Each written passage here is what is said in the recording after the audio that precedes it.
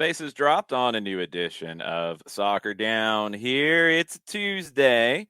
Dylan Butler will join us to talk about MLS. We're going to make some crazy predictions for you, not just your basic stuff of who's going to win, who's going to miss the playoffs. We're going to try to get a little creative. So if you guys have some categories you want us to take a stab at, we will do that at 9:30. Darren Eels knows when the show starts, so he tweeted right at 9:05 with a teaser of Five Stripes Don't Stop. I wonder what that could be. I'm sure the speculation is running wild. Maybe we'll get an announcement very, very soon, and we'll talk about that. There's a few things it could be. We'll see what it is. The tweet, I always like when John tries to decipher this stuff. John, do you want to try to take a stab at this one? You're muted, John. He's muted, though. Yeah, there's that. Good way to start. Coming back. Uh-huh. Okay, so Is it though? No, it's not. It is. It's like when I say, "Hey, John, how's it going?" When we get started, he's like, "Oh, I got nothing." I'm like, "Well, we're about to talk for 2 hours, so could you find something?" Nah. He found the mute button. Go ahead, John. Mute button. It's a picture of Abraham Lincoln and a quote attributed to him that is, "Do I not destroy my enemies when I make them my friends?" Question. Very interesting. I'm sure people have a pretty good idea of what this one is. Gee, I wonder who that might be. Are you not happy with the tease? I'm absolutely happy when Darren teases because it means this tease, John. Oh, I dig it completely. When when you're quoting Abraham Lincoln, Jarrett. When you're quoting Abraham Lincoln for a tease, Jarrett, please. Can you find a transition, please? He's digging a hole and it keeps getting worse. Jared, I'm relying on you. He's gonna keep digging. We know about what this is going to be for United because you've been looking for that veteran striker who has some league experience, who built that role that in the past has been held by the Cubo Torres of the world and the Adam Johns of the world, although not every striker is created the same. Hey, look, that looks like you have a backup striker that you all knew about because Joseph Martinez was breaking news. Well, yeah, and he's played in some preseason games too. That too, yes. Yeah, those weren't two different numbers. Before we saw him in preseason games, Joseph was just, shooting out Instagram stories with the top wire. Yeah, there's that. When he broke out the number 4 with a name on the back Sunday, I think that was a pretty good hint. Also, Jamie Watson's tweet last week was a pretty good hint, former teammate with Orlando City in USL. So I would expect that this is that, but who knows? Maybe we're signing Nani. I don't know. I mean, who knows? Nani? Mueller? Sure. Mueller's got a club. Nani does too, but sure. All of the above. We're signing Kaká. He's coming out of retirement. He's going to play for Atlanta. Sure, coming home, baby. There you go. That's what it's going to be. Kyle Larin is coming. Sure. He's going to leave Europe and come be a backup. That's what it is. Anyway, we'll get that announcement here really soon. And I'm sure there's takes. I'm sure there's lots of opinions. Have at it. Have fun. Do your thing. Lots of stuff this morning to jump around with. We've got Champions League back today in the Concacaf and in the UEFA and the Copa Libertadores in South America in the qualification round. We had a wild Copa de la Liga match last night. If you want some highlights to be entertained with this morning, go pull up the San Lorenzo hosting Defensa y Justicia 4-3 partidazo that was just madness throughout the match. 3-0, and then it got all the way back to 3-2, and then almost turned 4-4 in the 95th minute.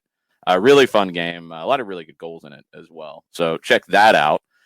We were going to have Montreal in CONCACAF Champions League today. That is not going to happen. That's been postponed today because of the weather in Montreal. Yes, they are inside. And I know that's usually the first reaction to, what, don't they have a roof? They do. But the conditions are expected to include an amount of frozen rainwater. This is officially from CONCACAF. On the stadium's roof, which is greater than is safe for fan attendance per the venue's management protocol. They don't want the roof to cave in, okay? And I don't want anybody to be there if the roof caves in. So it's been postponed. a day. It'll kick off at 8:15 Eastern time tomorrow. So we'll have to wait to see Montreal and Santos Laguna, Jarrett. Montreal's added Kai Kamara. He's there. You give him another day, Kai Kamara might benefit from the frozen rainwater on the roof at the Big O.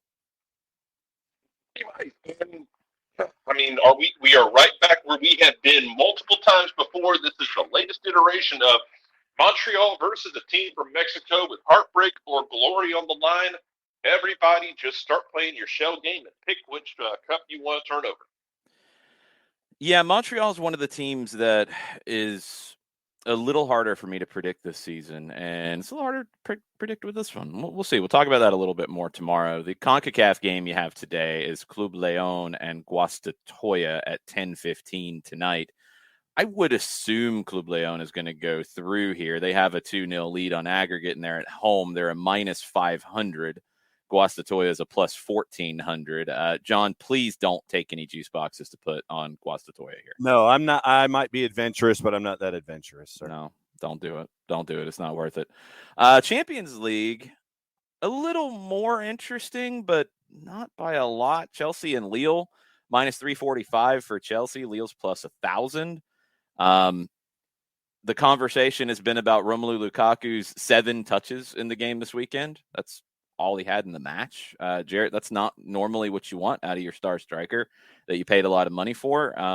This continues to not go well for Chelsea, the Lukaku return, and he's talked and he said some things he probably shouldn't have, and he had to apologize, and now he's only getting 7 touches in a match. That's not good. No, it's not. And can we not talk about that thing? Because I think we buried it pretty efficiently and it was handled pretty well. So I don't want to drudge it back up. So I don't want people to take it in a way that get drudged up and then reanalyze it in a negative light. Like, they handled it as well as they did, as they possibly could. It was really well done. The club This did, is a absolutely. whole different kettle. Yeah, this is a whole different kettle of fish. You got issues, and Inter is sitting over there cackling right now because they still have financial issues. But they managed to sell Lukaku after getting a Scudetto, and now Lukaku seems to have just, I don't know, man, did he, de-infect Chelsea somehow? Something weird? Hey, I don't know, man. At this rate, is Tommy Tuchel going to finish is he going to be there next year?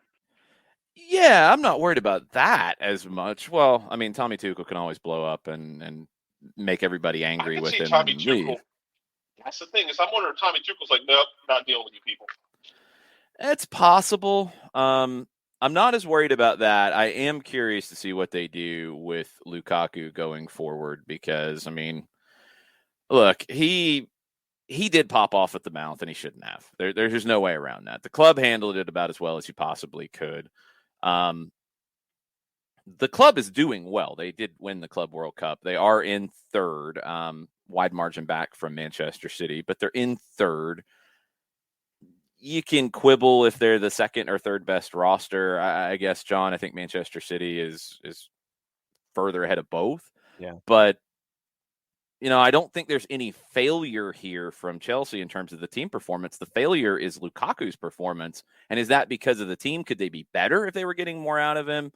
Or what is it? I don't know. It's hard to say he's just it's a bust and you should move on because the team's doing well, but he is not doing well. No, and one of those touches, by the way, was at kickoff. Yeah. When you add all of the numbers together, and we talk about Tommy Tuchel and him handling it the way that he has. Tuchel admitted that Lukaku is not the first striker to struggle recently at Stamford Bridge, and he thinks that it might be the system that could be a part of the explanation for it. Quoted after the match, he said, may not be the easiest place in the world for strikers. I don't know why it's like this. In my opinion, this is Tuchel. Chelsea are a team considered a strong defensive team, a physical team that has a certain attitude when in competitive football. They demand a lot out of their strikers in terms of defending. Mm-hmm.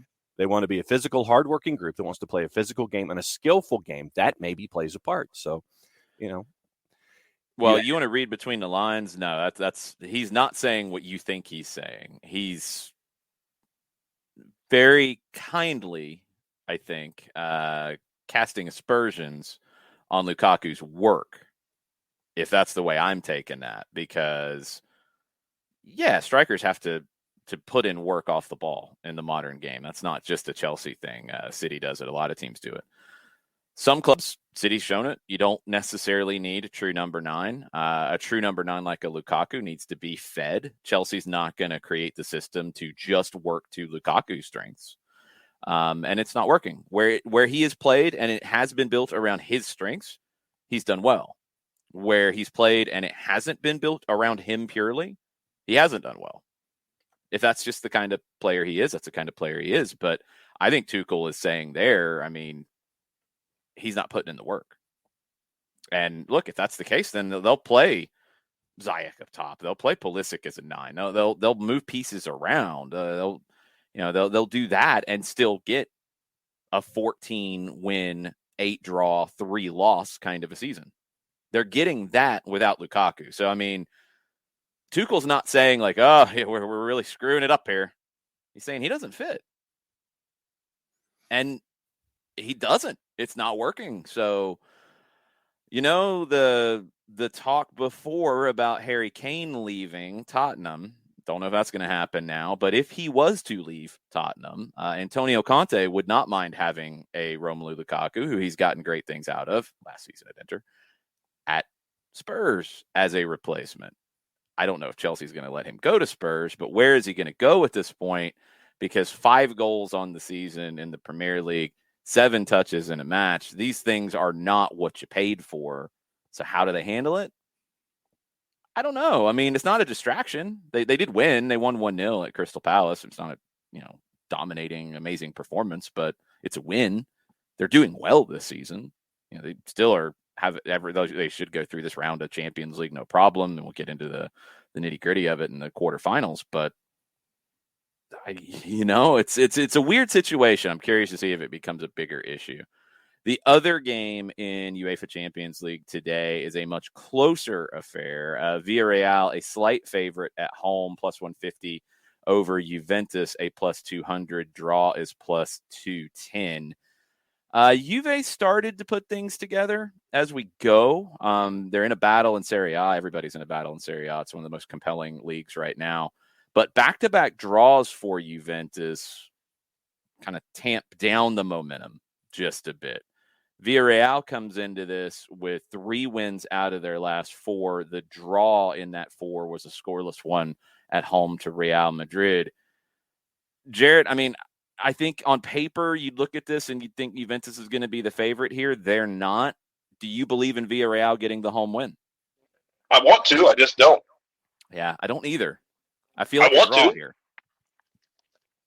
Juventus is one of those hashtag super teams that I'm always tickled when they lose, just because the fallout's generally very funny.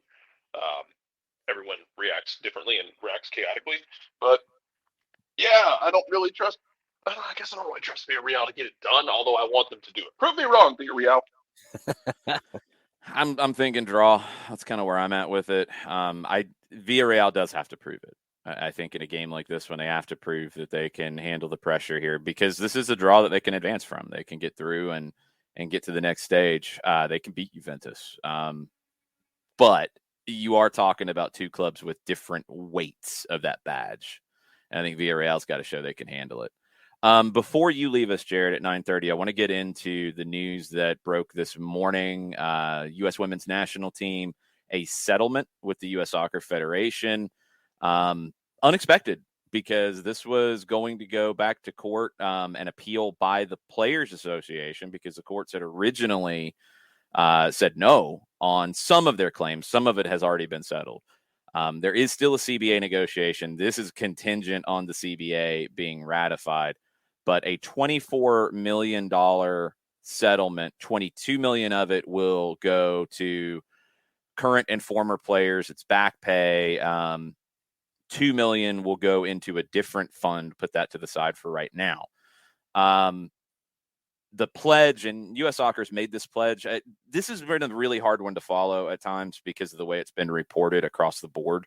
U.S. Soccer had already made a pledge to equalize pay between the men's and women's national teams in all competitions. That's part of the CBA negotiations that are going on currently with men's and women. It's part of the settlement too, but it's already been going on. The question that I have about it, because the language leaves wiggle room in it. It's the same question that I've had from day one with this. Equal pay in terms of appearance fees, per diems, standards, all of those things, a no-brainer. It should have happened a long time ago. U.S. Soccer was negligent in equalizing this a long time ago. The CBAs were done on different scales, so things were getting out of whack.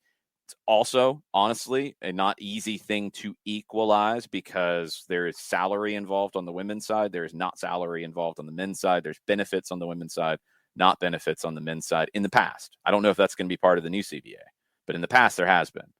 And that was where the courts said no to the equal pay argument initially, and it was going to appeal.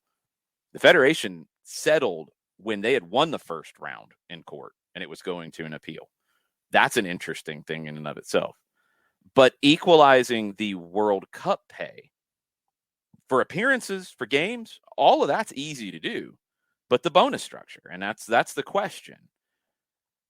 Are they including bonuses in equal pay? Because as we know, FIFA gives a whole lot more money to the men's World Cup participants and teams that advance and winners than they do on the women's side. Is the Federation expected to make up that difference? I don't think they can. I don't know if they have the financials to realistically do that. There's also a far different likelihood in terms of the men and women winning their competitions. That's fact. So that part I don't know. And that's been a kind of ambiguous thing here in this discussion about these negotiations. They're on an extension right now with the CBA through the end of March. I would assume now that they've had the settlement and it's contingent on the CBA being ratified, that it's pretty close. I would hope. I would assume that's the case here. But Cindy Parlow-Cone gets this done. She is in a presidential race with Carlos Cordero. And I would also assume, Jarrett, that this makes it pretty clear that she will win said presidential case, because I think she will get enough of a block to win this. I think she'll get the players. I think it's the athletes block is what it's technically called. I think she'll get that. I think she'll probably get the professional side, and this should put her over the top to win the election. But it's a fascinating one because I don't think anybody expected this to happen this morning. No, I don't think they did. Like you said, it's a complicated issue, and it's not a black and white thing where there's just one answer to solve the whole thing. It's like playing whack-a-mole with a piece of Swiss cheese. Like it's not something you just throw at it and expect it to work. So it's going to be interesting to see kind of how the fallout is from this. Are there going to be subsequent complaints and lawsuits that kind of follow up after all this?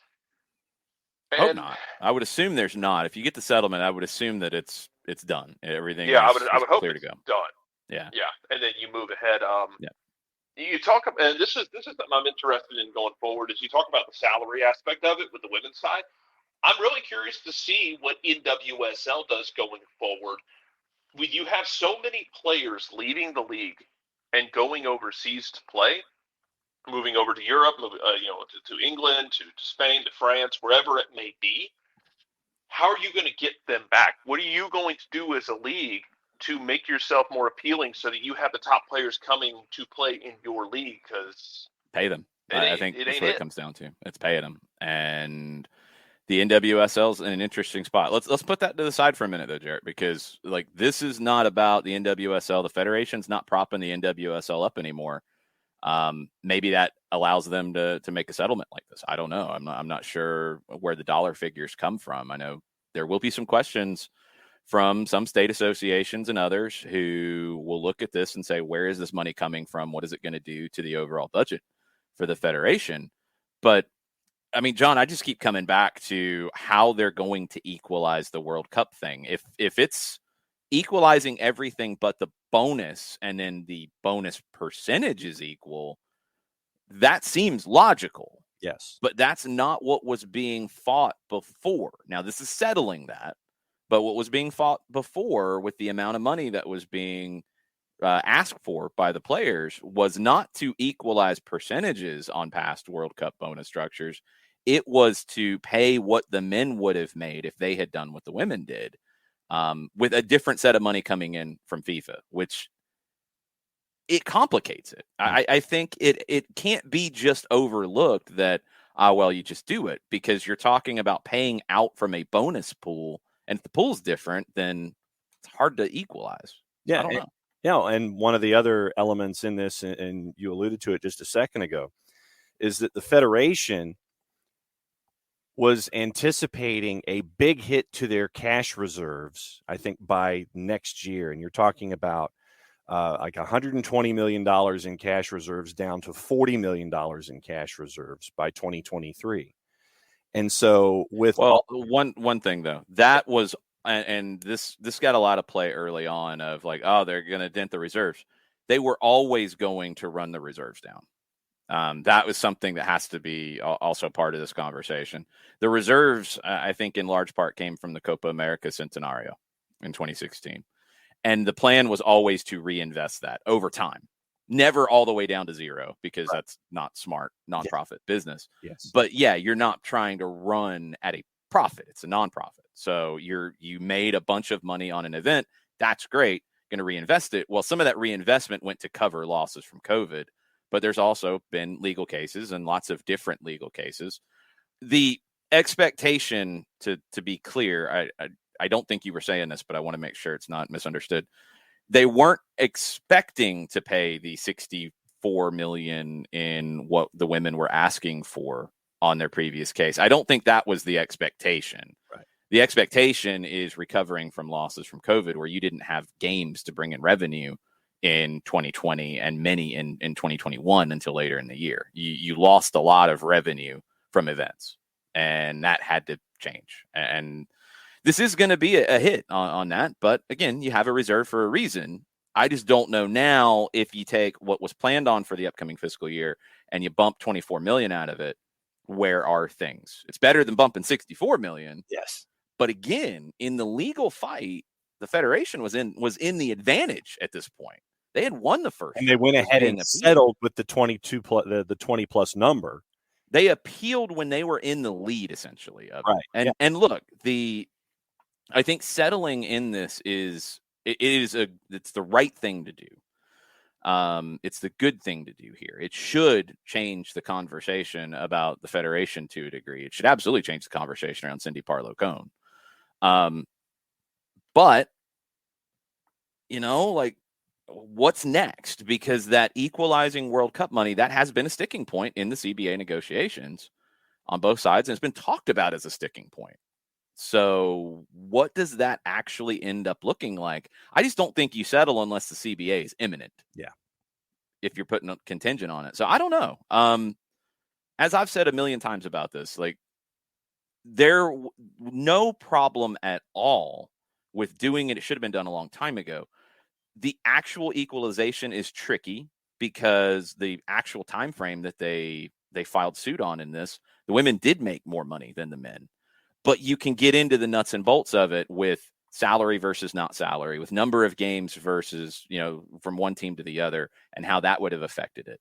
So they needed to equalize all of the things they could equalize. Is there going to be salary in this going forward, or are they going to figure out a scale of, we're committing X amount of dollars on this side and X amount of dollars on this side, and we divide it up differently because of the different situations? That's fine. That would make logical sense here. But the bonus structure is going to be different because of the bonus structure of the different competitions. Right. And how is that going to be equalized to everyone's satisfaction? Hopefully it's a percentage. I mean, that would seem to be the logical one, Jarrett, but I don't know if that's how it's going to look and what it's going to look like. But that's the part that is still out there that the CBAs have to deal with now. Yeah, that's going to be. This isn't the end of the fight, and I shouldn't say fight. This isn't the end of the conversation, because you're going to have other parts that you have to. I think it's the end of the fight, but there's still a conversation. That's a good way to put it. Yeah, you're still gonna have stuff you have to sift through, and you're going to be careful about and be respectful of everybody involved to make sure that you reach the conclusions you need to reach and reach the goals you want to reach. It's not going to be simple. Yeah, it's not. It's not. The whole thing hasn't been simple. It hasn't been as simple as people want to paint it. Mm-hmm. No, it hasn't. That's absolutely true, and I hope that this at least leads us to some resolution and ends the contentiousness, because it's been a huge dark cloud hanging over U.S. soccer and hanging over the women's national team. But the settlement is done, 24 million, 22 in back pay. That should have been sorted out a long time ago. So that is finalized. Jarrett, your time, at least in the first hour, is finalized. We'll see you maybe in the second hour. Maybe in the second hour. Maybe. Do you have a category you want us to predict something about with the upcoming MLS season that you want to leave us with? Oh, God. The awards show. No. Don't confuse him. Just give us a category, Jarrett. What do you want us to predict? Like 2 seconds. All right. It's been 2 seconds. Okay, who's going to take over the wooden spoon? That legitimately might be a good race. Spoon. Okay. It legitimately.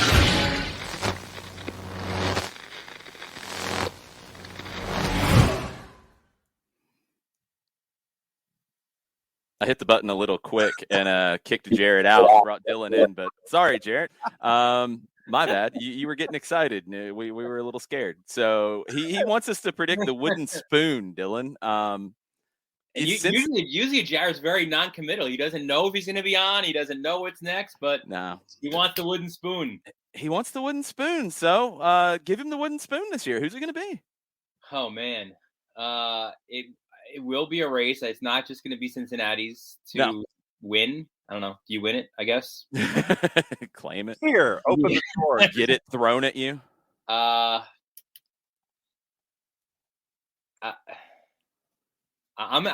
gonna go Cincinnati only because I think I think Charlotte will figure some things out. Like, I think they'll not be as bad as they look right now. If that's fair enough. I'm banking a little bit on them to get out of their current screwedness and maybe earn it. Because I like Noonan, I like Albright. They've not done enough for me. Like, unless they've got something happening in the summer window, like, Khan is great, right? We love that move, but I haven't really seen enough building for them to think they're going to get out of their current situation. Okay, so I'll go Charlotte. I'll go Charlotte with the wooden spoon, since that one's the one on the floor right now. Yeah, I don't know if there's another. I don't know, like San Jose in the West. Are they going to do enough? I don't know. Well, I mean, for me, I think it comes down to Cincinnati with what you've been discussing, and with what we're looking at with Charlotte and being blanked. And I mean that from I'm taking what was said by Miguel Angel Ramirez, and I'm covering that part up. I think that if your manager says you're blanked out of the blocks, then for me, I'm leaning that way into the wooden spoon right now. I think that, I mean, as much as I want to give optimism toward the summer window and summer moves for Charlotte, I'm like, how optimistic should I be considering what we haven't seen so far in Charlotte, not having a full roster, not having a winger and a half, right, and you're like 5 days away from your season starting, or 4. I guess the experience factor for Cincinnati lends it to where they're not getting the wooden spoon. I guess what's next to the wooden spoon? The wooden knife? What utensils? I don't know. Is it maybe not wood? Is it like silver is not good? That's too good, I guess. Does FC Cincinnati get the spork this year? Maybe the plastic spork right out of the takeout container. So I think FC Cincinnati gets the spork. I think Charlotte gets the wooden spoon, and I can't give the wooden spoon to anybody but Charlotte right now, considering what we've seen. My apologies to all of our Charlotte people. I will say, I don't know if this is going to be one of our topics, but quote of the year, the early candidate does indeed go to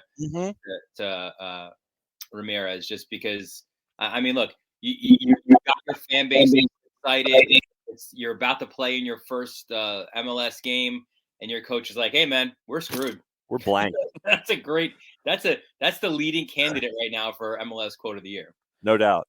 So, Jason, what we have decided, we still have a split decision when it comes to Wooden Spoon, but I think we've come to the conclusion that the runner up for the Wooden Spoon gets the spork. The spork? The plastic spork. Okay.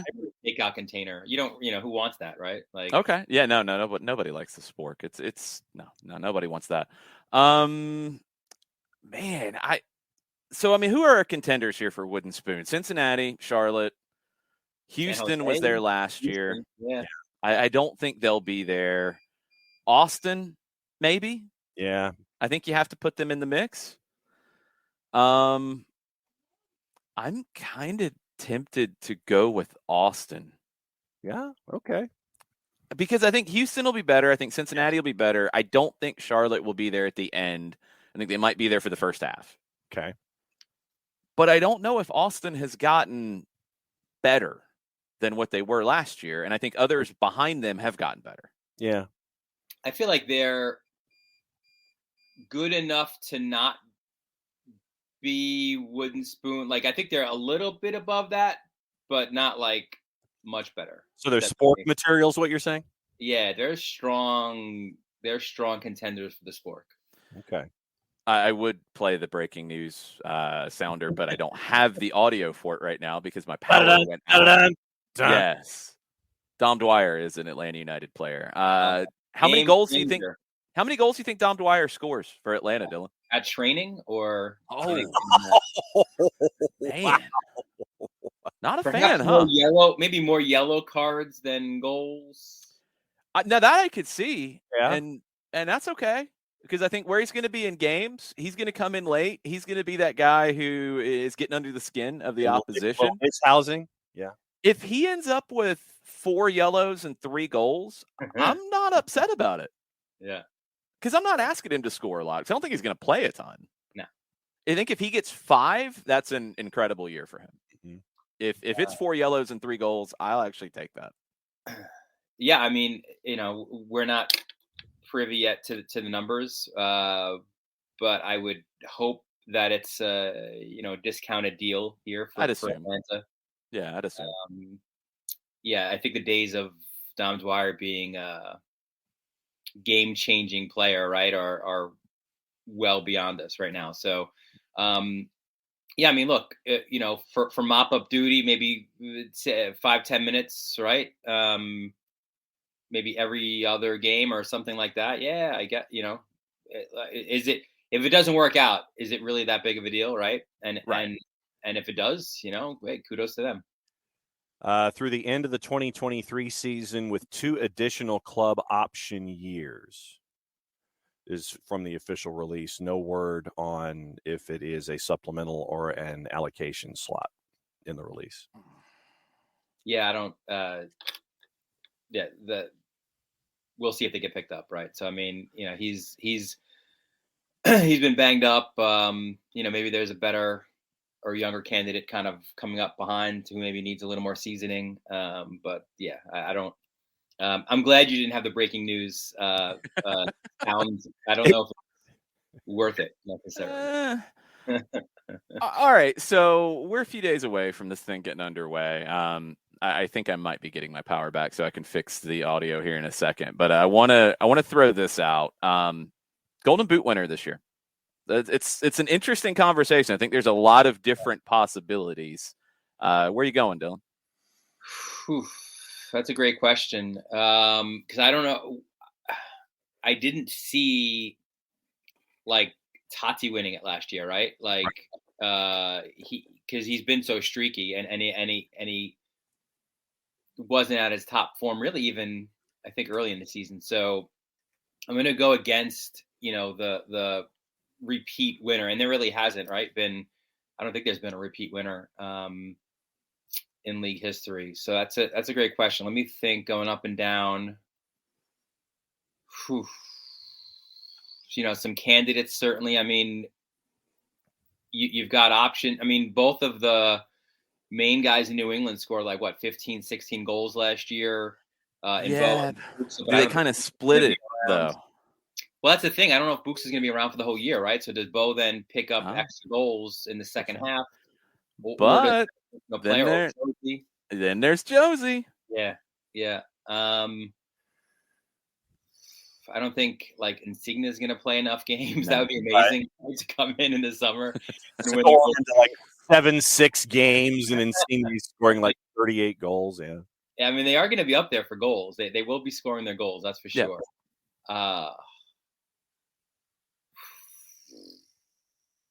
I'll give you mine. I'll give you mine if you want to copy it, or you can have it as consideration. I was going to say Rui Diaz. That's always a safe one. He's been banged up. I think there'll be a little bit more sharing of goals there with Jordan Morris now back in the mix, right? Nico Ludero back in the mix. I'm trying to figure out. I mean, I'm not buying necessarily the Jesus Ferreira hype train as we had the Pepe one. So I don't think it'll be him in that false nine role in Dallas. I think they'll get spread around in Dallas. I think that's if we're looking for a trend. I mean, Chicharito maybe, right? Yeah. Like he's got the support. Like if you're buying the Costa deal as additional support with Cabral and Vasquez underneath, maybe I'll go Chicharito. Because he had 17 and 21 last year. Yeah. I mean, by far rate, it was Chicharito last year. 19 was the number last year. Tati's not going to be here the whole time. I don't think Ola Kamara gets 19 again. Rui Diaz had 17. I think Jordan Morris could take some of those away. I agree. Buxa had 16. I don't think he's here the whole year. Krylock had 16 at RSL, which is interesting. Daniel Shallowy had 16, and he's in a contract year. And he's been good in preseason so far with a couple of goals. And they don't really have that true number 9. But can Winger in Shallowy get the golden boot in this kind of a year? I think he's a consideration. Yeah, I don't know if I wouldn't put him as a favorite, but he's in the mix. My problem, as you mentioned, right? Like, not that Polito was really healthy for a lot of the year at all, right? But when he's in, or a Shelton, you've got to play for him. I think Shallowy kind of surprised people early on last year, and then kept that level up, right? I think he's getting that attention this year, right? So I don't know if it's going to be as easy for him to not that it was easy last year, but I think maybe some of those goals aren't they'll be more challenged this year. I will go off the board just a little bit, not that far, and go with Cristian Arango of LAFC. I was about to mention. Great shout. I think they will be very dependent on him. I think they'll feed him. He had 14 and 17 games last year. Full season of him, I think he could be the Golden Boot winner, because I think he'll be the one that gets the most dedicated service outside of Chicharito. And with Chicha, it's just staying healthy. It's just, can he stay healthy and give you 28 games? Okay, here's my caveat. If Chicharito plays 28 games, he wins the Golden Boot. But I don't think he will. Yeah. No, I could completely see that. I mean, you talk about rate with Chicharito, but yeah, I mean the history of injury keeps me from having that one as a name. So if we've done Golden Boot, let me go one step either sideways or above, depending on your perspective. Who's league MVP? League MVP. A lot of times it does kind of go to a Golden Boot, but then again, it's also like, so if Chicharito wins the Golden Boot, what does that mean for LA, right? Like, are they top 3 in the West? I'm not sure. Maybe not. Yeah. Well, so then when it comes to MVP, are you the kind of voter that sits there and says, without this guy, this team would not? I wish it was like very like it had an exact set criteria, because I hate it, because it is like, are you the best player in the league? Are you the most valuable to your team? Yeah. If you didn't play, what would your team do? Like, I hate all of those caveats that come with it. Like, it's for any of those, for any league, it's like so annoying, because then you get into the weeds, right? Like, well, if Tati wasn't there, does NYCFC do that? Or same with like the coach, right? Like, right. For me, it's like, who got the most out of their team in that given year? So like, that's why last year my vote went for Robin Fraser. not to Bruce Arena because, I think Bruce had more around him, right? Yes. And just because they won the Shield, I don't think they won it because Bruce did an incredible job coaching them. But that's a whole nother thing. So, MVP. You know what? How about this? I'm gonna go crazy off the board. Uh-oh. We're gonna go to Chicago here with MVP. How about Shaqiri a little bit and have an unbelievable year for the Fire? Okay. He might be the newcomer of the year. I don't know if Chicago will be good enough for him to get MVP, because that's the other thing about it. Like, it's not about how I would vote for it. It's about who's going to win it. Yeah. And generally, it's somebody who has great numbers, but is also on one of the top teams. Yeah.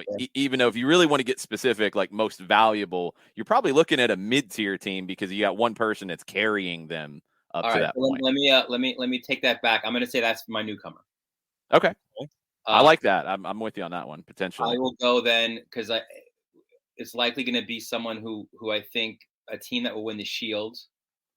And I will go Nico Ladero. I think Seattle wins the Shield. So I think Ladero will have a big part of that. He's got a lot of help. There's a lot of other options on that team. You mentioned Rui Diaz before. He's another guy who could be in that mix. A Jordan Morris could bounce back and be in that mix as well. And that's one of the reasons why I think they're going to win the Shield. But I'll go Nico, just kind of, as that key part of that attack. Can I be a little bit of a homer on this one? Of course. And it's not Joseph. I think the guy who could be, if he has the kind of year that I'm expecting he can have, Luis Araujo. Yep.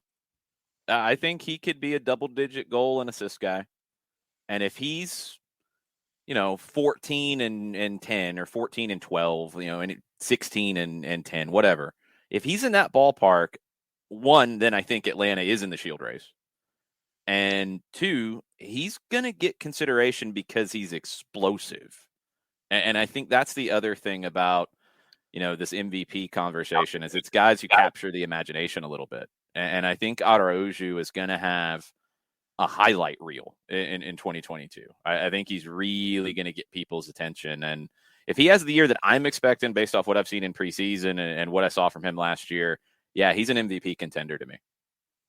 I like it. And you know what? You go to any of the sports betting sites, you'll get a good bang for your buck. I got a few days. I might have to think about that.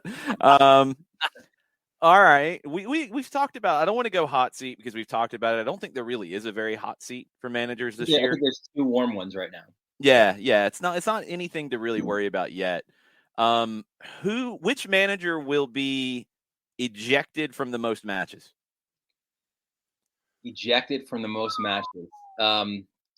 My immediate off the top of my head, he'd have to be here for the whole year, which again I think is one of the warm seats. Is Matias Almeida? Yeah. I think the referees have maybe wisen up a little bit, realizing that it's not necessarily the translator who should be thrown out. It should be. So I will if he sticks around in the year, I think it's going to be him. Okay.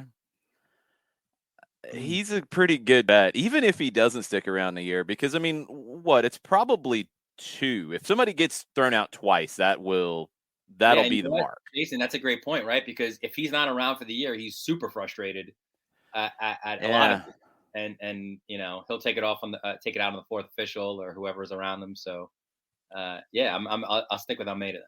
Yeah, I can't think of anybody else right now. If you want to go wild card on it, I think he was getting feistier as the year went on last year. Although I don't think he'll be as frustrated this year. Phil Neville. Phil Neville had some things to say about referees at times that maybe didn't endear him to the referee crew, and they might be looking to get some receipts on him. Maybe Bruce. I don't know. He has such a. I think he has such a.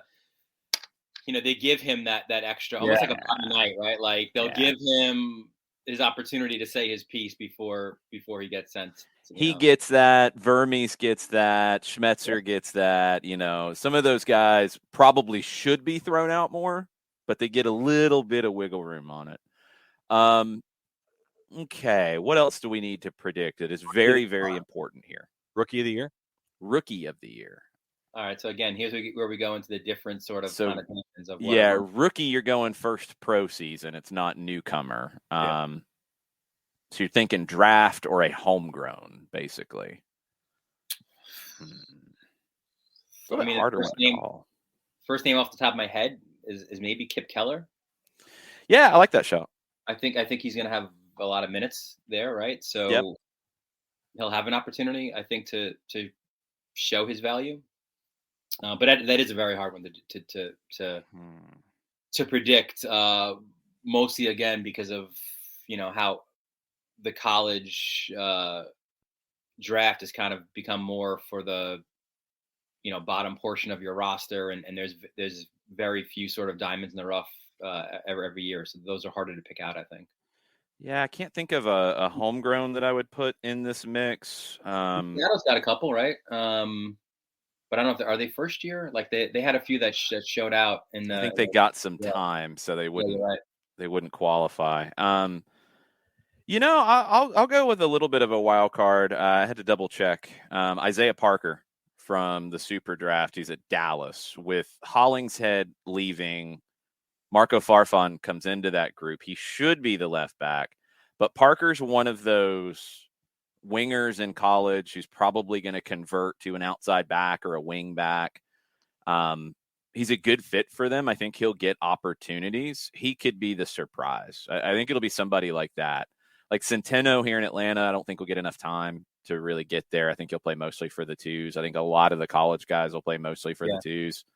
Parker, maybe. If Farfan is a little slow to get into the system, I think Nico Estevez will be somebody who will play young guys, and Parker's a generation Adidas. So, yeah, I think he could win that spot. Yeah, and I mean, Dylan, I think to your point, I know that I was thinking about somebody like Obed Vargas out of Seattle, but once again, it comes down to the amount of playing time that you would get with that in that system. I mean, yes, he showed out well early on, but is he going to be getting the reps that you would be getting over the course of a season so you could be eligible for our prestigious awards that we're having today? Dead Again wants us to hit comeback player of the year. Don Dwyer. Yeah.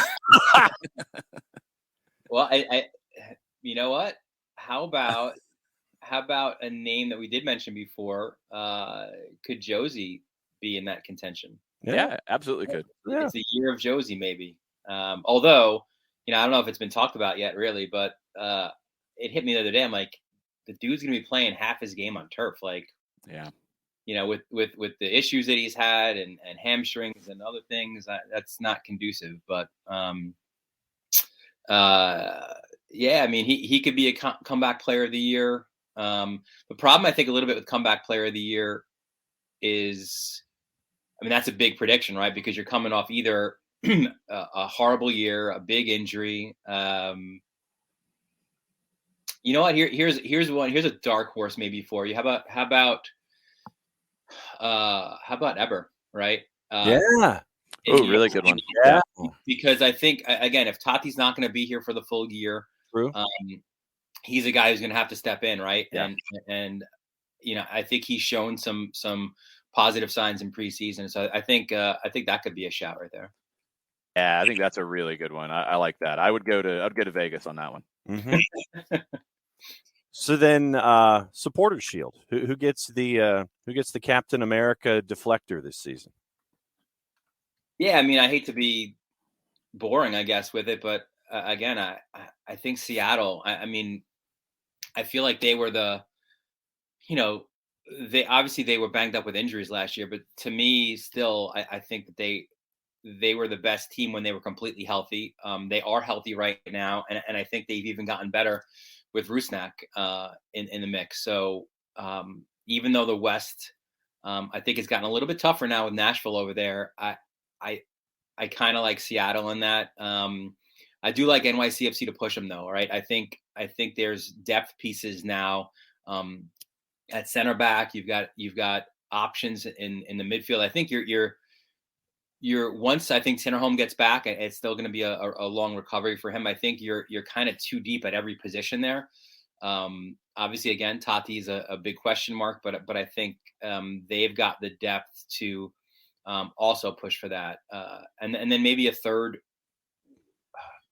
I might go Philly. Like I think they're kind of a little bit the sexy pick for people, but they were right there again last year, right? And if they didn't have all those the whole COVID situation, who knows what could have been for them. So I kind of like them maybe as like that third in that pecking order a little bit. Who's the next player from MLS to go to Europe? How many Aronsons are there? Is there? You got Paxton. He good. Yeah, I think it might like be Paxton. Huh. Yeah, I could see him going in the summer. I mean, there's a bunch of guys like Buxa. I think it's just going to be which deal gets done first in the summer, because Turner's already booked in now, so you can't go with you can't steal that one. Yeah. I'll go Buxa. I think actually no, I'm gonna go Castellanos. I think Castellanos will go quickly. I think I think they're all in the summer window. It's just like you said. Yeah. It's a matter of, what team makes the maneuver first. I'm a little surprised your friends on Extra Time didn't dip into like the superlatives from like a high school yearbook for some preseason awards. Feels like something that would be a fit. Best hair, best personality. Yeah, most likely to be president. Stuff like that. Caden Clark might have best hair. He does have some good hair, I'll tell you that. Or one of the Aronsons. Maybe Paxton or there's only one Aronson in the league now. Yeah. I feel like both are way off on best hair. I'm trying to think of who it would be. I mean, no one in the league has better hair than Almeida. There's no, True. From the coaching side, yes. Yeah. Yes, that is an easy one. Yeah, I don't know. I got to think about this. Dead again is shouting out for Mateus Hosechu with his bleach blonde going now.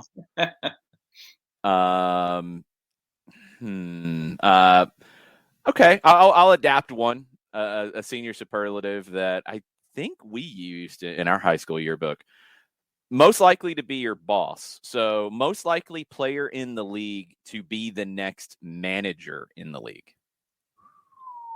So who's the player in the league right now that is the most likely to become a manager? I think, you guys are around them a lot more than I am, but I feel like Guzan is a good candidate for that. Yeah, I could see that.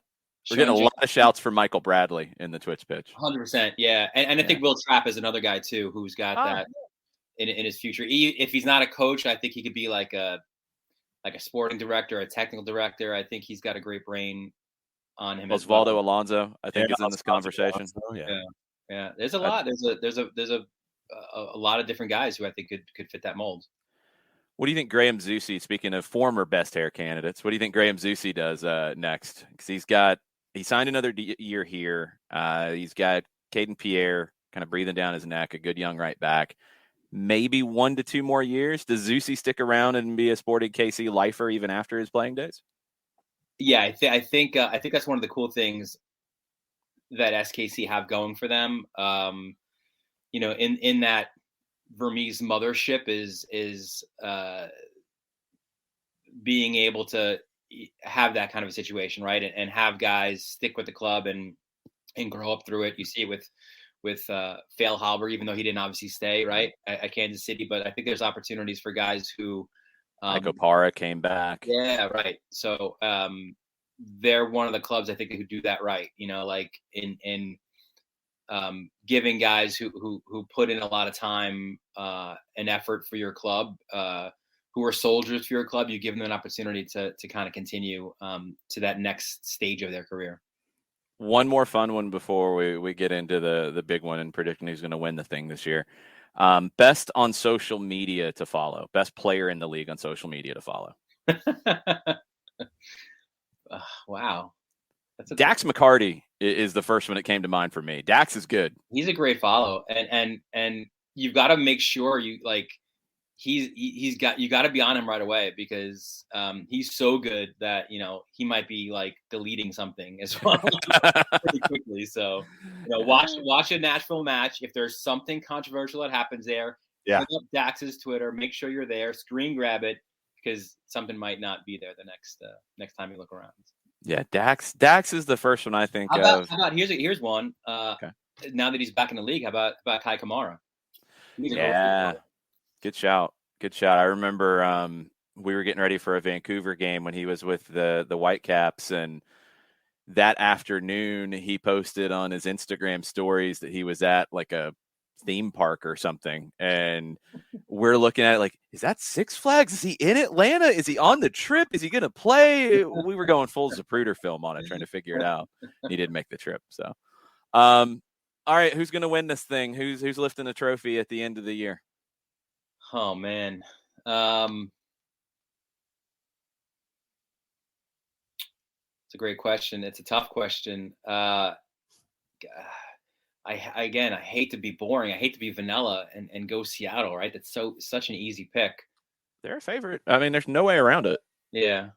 All right, so I'm gonna go two. I'm gonna go favorite and like a little dark horse. Okay. I'm gonna say Seattle, right? My favorite.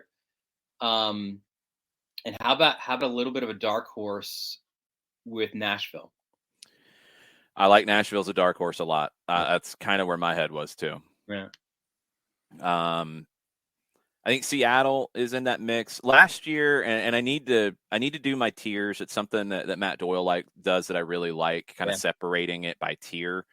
Last year, I think I ended up at the beginning of the season having like 8 teams that I thought could win MLS Cup, and NYC was actually right on the outside of that. I wasn't sure about Ronnie Diley, and I wasn't sure about him halfway through. Oh, for sure. And he gets it done.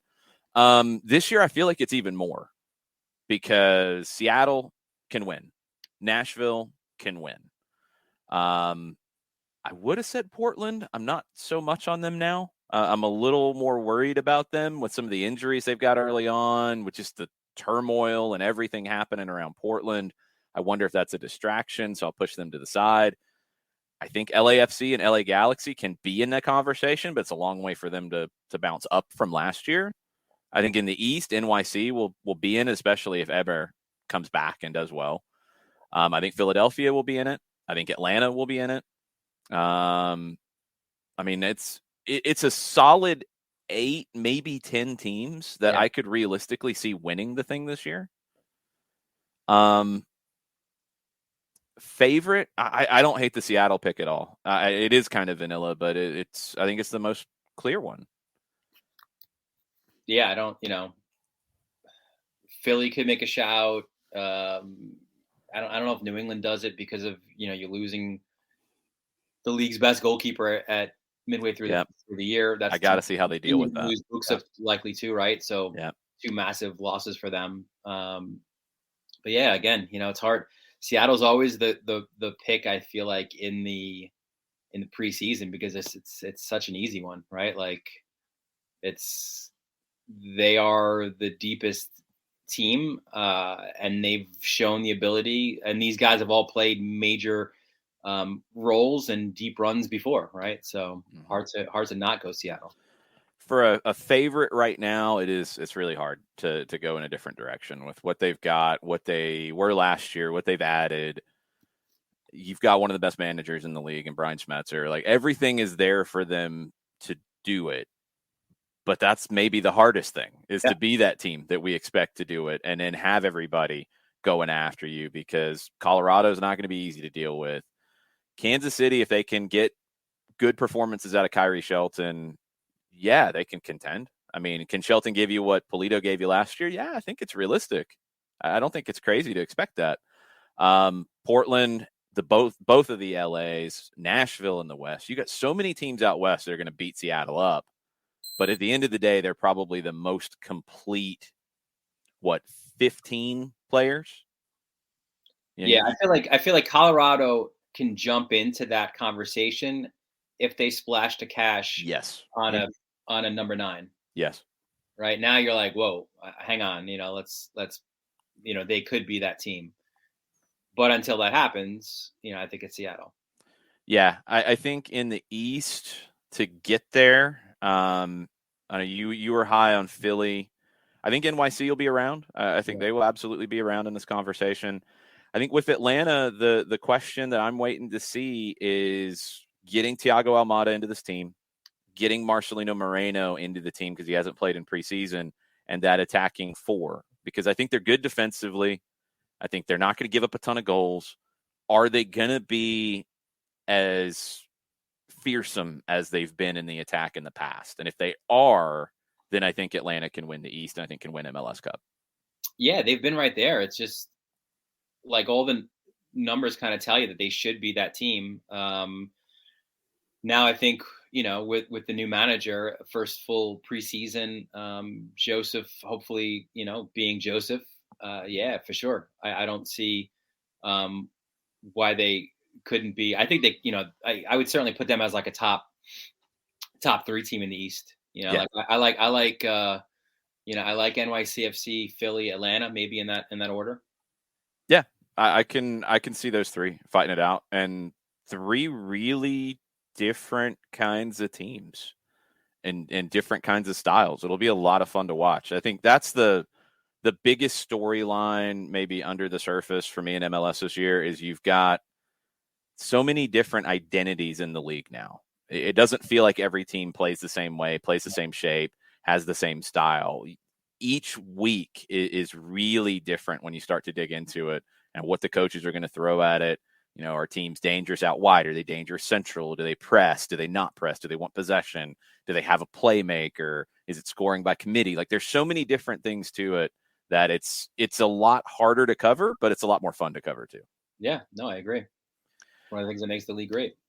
What you got coming up this week over to MLSsoccer.com?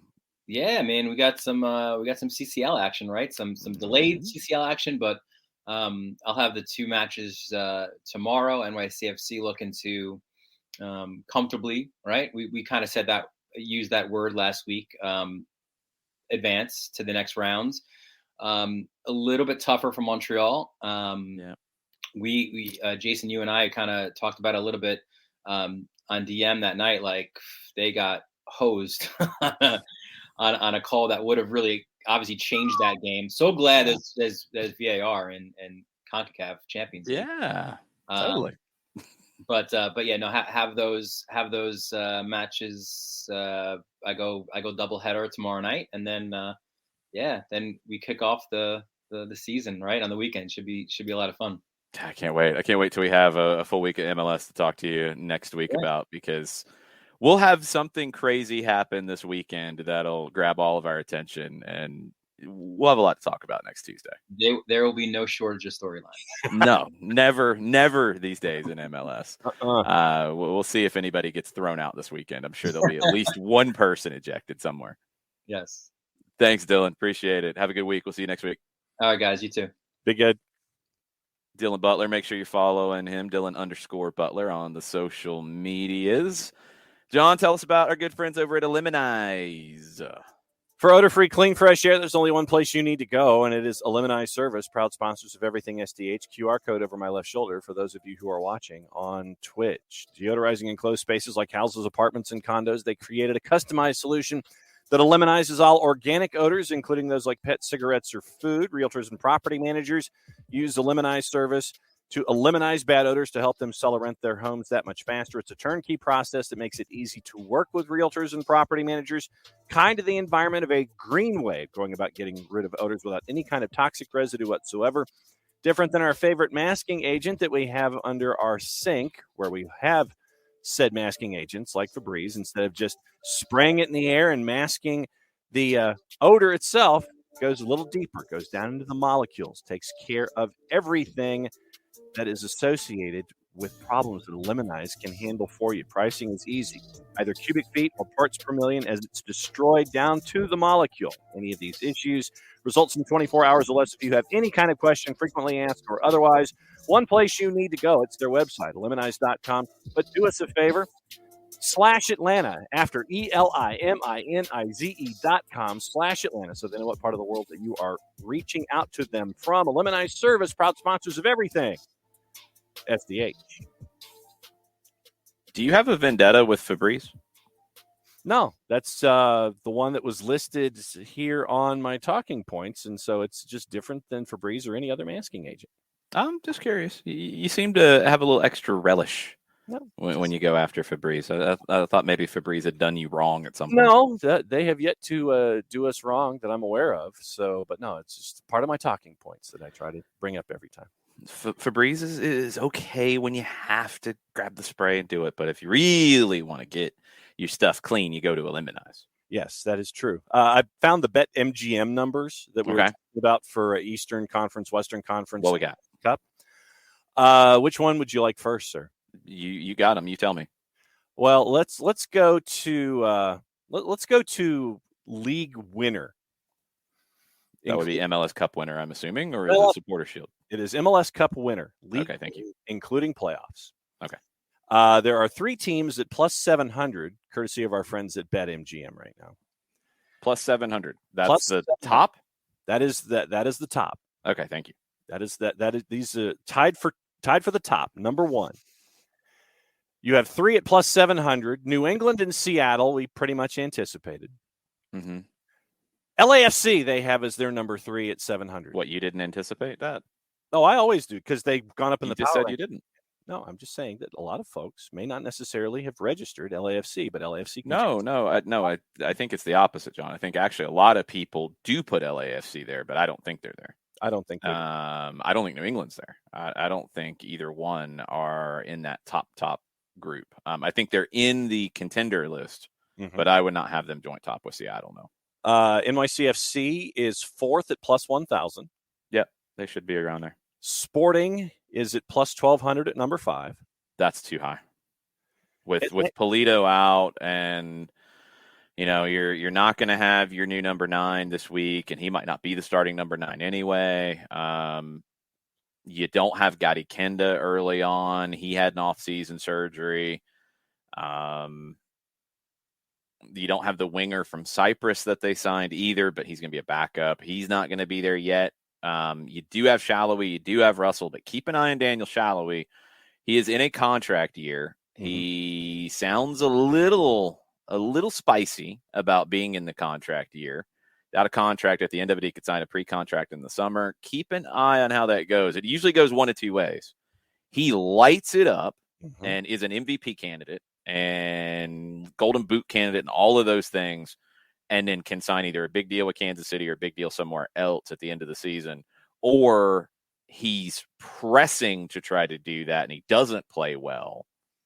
I don't know which way it's going to go, but that could be an issue. And also with Kansas City, they struggle in transition moments, and that's been the Achilles heel. It's shown up in preseason as well, and I don't think they're going to be strong enough. I think they're good, but I don't think they're strong enough to be, the 5th favorite?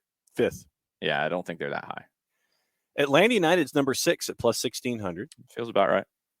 Colorado is the same, as are the LA Galaxy and Philadelphia Union. They are all at plus 1,600. Fine with that bucket of teams. That's fine. All right. So that takes us to 9. Okay. I think everybody so far, I would say with the exception of Kansas City, I'd put them at the back of this group right now. I think everybody so far is an MLS Cup contender. Your dark horse that you had in the West is listed at number 13 at plus 2,500. Nashville. Yeah, they should be in the top group. They should be probably where Kansas City is, or a little bit further down. So that's those are some. Are there any requests that you? Well, have? No, just what's next? What's after the? Well, you had tied for number 10 at plus 2,000 were the Crew and the Red Bulls at plus 2,000. Yeah, I don't put them in the Cup contender side of things, but both are potential playoff teams for sure. At that tied for 12th at plus 2,500, it was Minnesota, Nashville, Orlando City, Portland, and Toronto FC. Yeah, I guess I'm feeling like it's about 8 teams again that are the contenders to win this thing right now. If Toronto hangs around well and then goes nuts with Insigne and maybe somebody else in the summer, I could put them in that mix. One thing about Nashville to keep in mind, and it is the wild card here with them, is you're going to be in the West, which means Nashville will have the most travel miles of any team in Major League Soccer history. Yep. Does that do a number on them at some point? Don't know. It could factor into a couple results, but in terms of a cup contender side of things, I still think they could win the thing at the end of the day. And Bart's right. They're not going to get a bunch of love from odds makers, from the pundits, because they don't play fun soccer and they're not in a big market, and people overlook them a lot. People overlook Gary Smith too, because people have their opinions about Gary Smith and his style of play, and he backed into a trophy in Colorado and all the usual stuff. Gary Smith should be a contender for manager of the year, and Nashville's a contender to win the thing at the end of the year. Eastern Conference, just to cut it in half, New England is at plus 300 to win the Eastern Conference. NYC is at plus 450. Atlanta United and Philadelphia are tied for third at plus 700. Yeah, I could see New England going from 1 to 4 in that, but that top 4, you could put them in any order and I wouldn't be blown away or shocked by it. I think they're a step above the rest. And in the West, it is just, once again, cutting it in half. Western Conference winner. LAFC and Seattle both at plus 300. Sporting at plus 650. Colorado and the LA Galaxy at plus 800. Nashville is at plus 1,400, tied for 6th. Nashville should be 3rd, I think. And we'll see about the rest. But yeah, I'd put them at 3rd. So that's your early look at the futures, courtesy of our friends at BetMGM, the official partner for juice boxes for Major League Soccer. We will see. There's always a big surprise. I don't know which team from the back of the group could be the big surprise this year. I haven't decided. I think a lot of people are betting on Toronto being that. I just don't think they're good enough defensively, and they still haven't really addressed it. Cincinnati's added another player, Junior Moreno, or at least they're in the process of adding him, and they're paying a good bit to DC to get his rights. This is a very MLS kind of move because he's out of contract. He didn't qualify as a free agent. DC made an offer to him, so they kept his rights. So Cincinnati's got to get his rights, and it looks like they're giving up $400,000 plus to get his rights to be able to then sign him to a new deal. I'm kind of shocked by that. Junior Moreno's a good player, but that's a lot. That's a lot. I don't know if he's going to have that much of an impact. We'll see. DC also has their new jersey sponsor announced this morning, XDC Network, a crypto asset network. Okay. You going to jump on that, John? I'm going to, you know me and crypto. We're like this. All that disposable income heading straight to crypto. That's what I do. Have you figured out what it is? If I can't figure out what it is, I'm not going to invest in it. No, have you figured out what it is? What, crypto? Yes. It's some ethereal sort of ethereal. Look, for me, if you can't base it on any kind of hard currency or hard element, then I'm always going to be naturally skeptical toward crypto. And we've seen crypto sponsorships kind of go by the wayside in other leagues around the world. It's like, yeah, we're going to dive in. And then they've gone by the wayside in other leagues. What other leagues are you talking about? Well, no, there were I want to say in England, there was a crypto outfit that was supposed to be a sponsor for a club in the Premier League. And then when they did their due diligence that's Manchester City, and that's a different issue.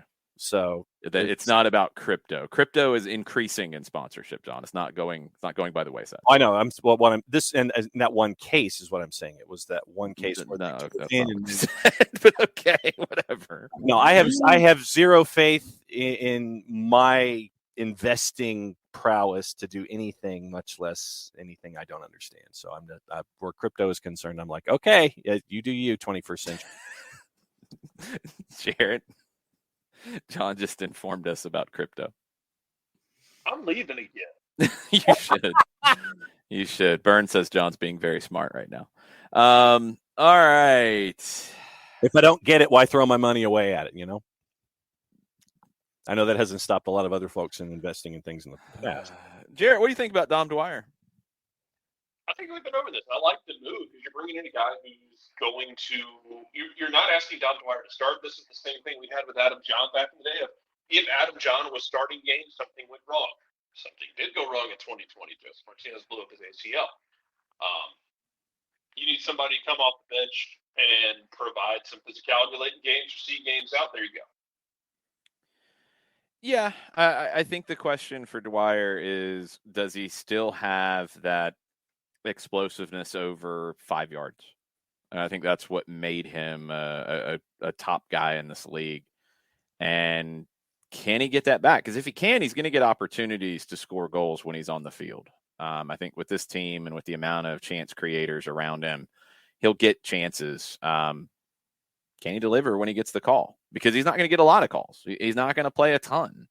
Things are going well, like you said. He's not going to play, 25 games. He might play in 15 to 16. He might start 5. Okay, that's fine. If that's what it is, okay, that's cool. That's what you're looking for out of this. If he scores in Orlando dead again, now that would be hilarious. If he scores in Orlando, they're gonna have to, security's gonna have to be involved. Jarrett, you're getting like 1955 transistor radio on us a little bit. Yeah, sorry about that.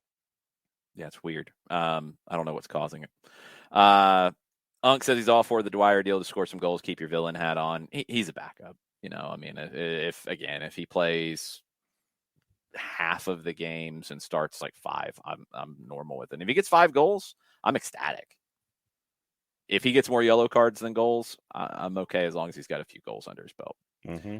We'll see. We'll see where this goes. All right. Anything else on the board in the MLS front that we need to get to, John? Do you have anything that we have not touched on yet? I think we hit everything with the Junior Moreno and the crypto. Yeah, we did. And hitting crypto as quickly as possible. Yeah, there's that. Jared, I want to get some of your opinions if you can join us in the 21st century here with your audio on some of these predictions for MLS in 2022, now that we're only a few days away from the opener.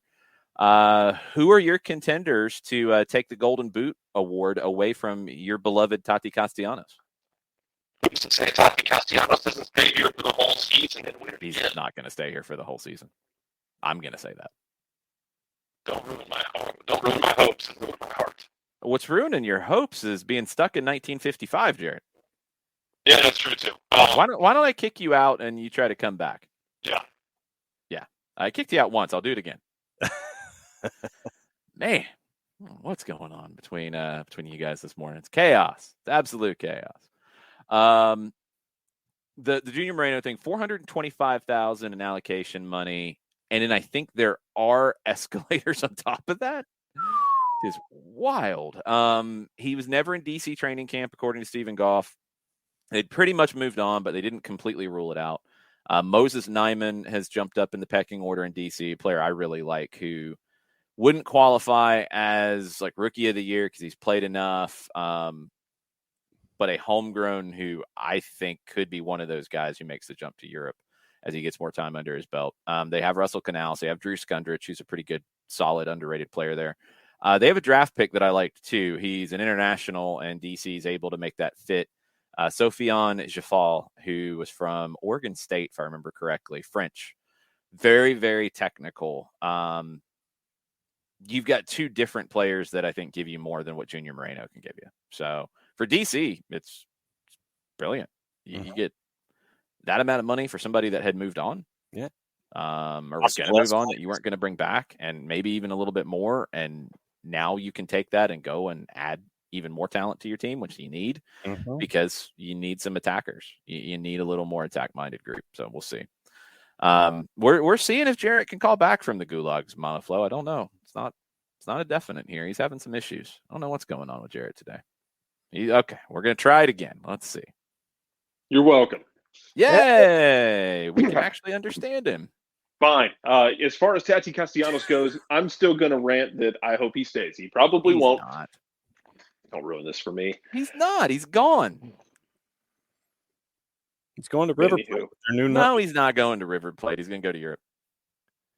He's going to make a lot of money and be very happy. Tati for $18 million because he'll light up the first half of the season. Why are you saying Atalanta? Because I don't think that's realistic at all. Oh, I was just because of the new American ownership Oh, so you think they're just going to buy a player from MLS because they have American ownership, and they're not going to actually buy the best player they could get? Just a thought. He would be one of the better players they could get, though. No, not Atalanta. I think Atalanta's in a different classification of what they can go get. I could see him at a Fiorentina. I could see him at a kind of mid-table kind of team, a Torino. I could see him mid to bottom half of Serie A and go for that 15 to 18 million kind of range and do really well. But I think he's in Italy in August. Sorry, Jared. No, I appreciate it. That's fine. Hopes and dreams are meant to be destroyed, apparently. Anyway, it's fine. That's what I do. I'm not gonna worry about it personally. Who else is outside on that Golden Boot conversation? I mean, Raul Ruiz-Diaz is got to be in that conversation. Yep. Oh boy, out in LAFC, I can't remember his name right now. Yeah. I'm sorry. Y'all want to try that again? Arango. Thank you. I didn't Y'all say both John. stumbled John over. Was, no, yeah, everyone just stumbled over themselves. Arango is got to be in that conversation, I think. I mean, Joseph's going to be in that conversation because Joseph on really mid-recovery, if you want to call it that, last year, not able to give 100%, still had double-digit goals. I think he's going to be in that conversation, and we don't know what the ceiling is going to be. What does Carlos Vela give you at LAFC at this point? Is Carlos Vela happy in LAFC at this point? Yeah, I don't know. I'm not Carlos Vela or his agent, but no. That's the thing, though, Jared. This is something that I wish got a little more attention because I don't know what's going on. Like, it was talked about when they did the option on him. Max and Vince, who do a podcast, Max Bredos and Vince LaRosa do a podcast about LAFC, and Vince tweeted, like, yeah, they did the option, but it's not definite that he's back because he wants a new deal, et cetera, et cetera. Okay, then nothing. Then he's in preseason. They're highlighting him. Okay. Then he did the interview with Football Americas where he didn't sound exactly happy. So, like, what's the deal? And there's a few guys in that. Daniel Shallowy is in this as well. And I think he's a Golden Boot contender potentially. But yeah, he's in the last year of his deal. He could sign a pre-contract in the summer. He could walk on a free. They re-upped him after a bad deal in Kansas City. This is what's weird. And we've had this conversation about contracts and managing things for a long time in MLS. They re-upped him coming off of a bad year. He's got one more year in his deal. There's no options. He's talked about it. He doesn't sound thrilled. He could walk at the end of this. If he puts up another year of 15 and 8, he's going to sign on a free somewhere in Europe, and Kansas City's going to get nothing. Mm-hmm. I don't know why they haven't been able to get a new deal done with him unless, and look, maybe he just wants a crazy amount of money.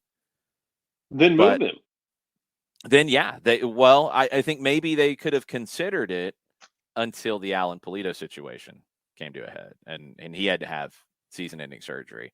Because if you've got Shallowy and Russell, and it's Kyrie Shelton, or it's the new forward up top, who we probably won't see in Atlanta this weekend, you're going to need Shallowy and Russell to be what they were last year. 15 goal a year kind of guys, 8 to 10 assists. You're going to have to find that. You can't really afford to move him unless you had people in line. And it sounds like Kansas City has not prepared in that way. The Polito thing is difficult for them to deal with. I get that. They needed to get somebody on loan. They didn't need to commit to somebody for multiple years because Polito should be back. I got it. That's hard. But running into a year with a player like Shallowy coming off of a great year, it's his last year. He could walk. He could sign a pre-contract in the summer. That's not good business. No, it's not. You know who else? I guess I'm trying to think. Who else do we want to consider for this? Adam Buxa. I think he's gone in the summer too. He's gone in the summer, yeah. I think. We don't know. If but he's not, he's in this conversation for Golden Boot because Jesus, the amount of supply he's going to get from what he's got in New England, he's going to have all the chances in the world to put up the numbers for it. If he's still here, is a good qualifier for it though. Man, you really want me to make people mad? Go ahead. Yeah. With a dark horse, if you want to like not pick him to win but throw money on it because it might pay off down the road. Oh boy, Jossie's Artist. no, I don't think so. I would put $5 on Sardis I wouldn't. because the payout would be bigger than that. No, I wouldn't. There's other guys that I would get those kind of odds on that I'd put it on. We'll see. I mean, we'll see what the total is this year. Like, we don't know what's the target going to be. Is it going to be was the number last year? Yeah. Yeah. Is it going to be 19 again? What was it in 2017 was weird, man. Because who was it who won it in 2017? It was for Chicago. Nikolic. Yeah, Nikolic won it for Chicago and then like never did anything again. It was very weird. Is it going to be that 19 goal? Is it going to be 25? Like, what's the ceiling going to be for the Golden Boot? That's a discussion in and of itself. So looking back at the last few years, 17, it was Nikolic with 24, Villa with 22, Valeri with 21. 2018 was Joseph with 31, Zlatan with 22, BWP with 20 at Red Bulls. 2019 was Vela with 34. Zlatan had 30. Joseph had 27. Then it fell down to 16 with Rossi. 2020, different kind of a year, different number of games. It was Rossi with 14 in 19 games. Baric, Rui Diaz, and Zardes all had 12 apiece. And then last year, it was 19 for Tati Castellanos. Ola Kamara also had 19. And then Chicharito and Rui Diaz was 17 apiece.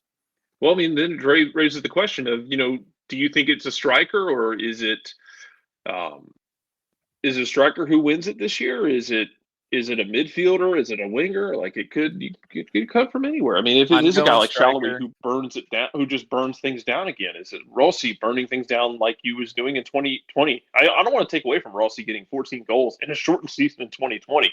He was stupid good during that short season.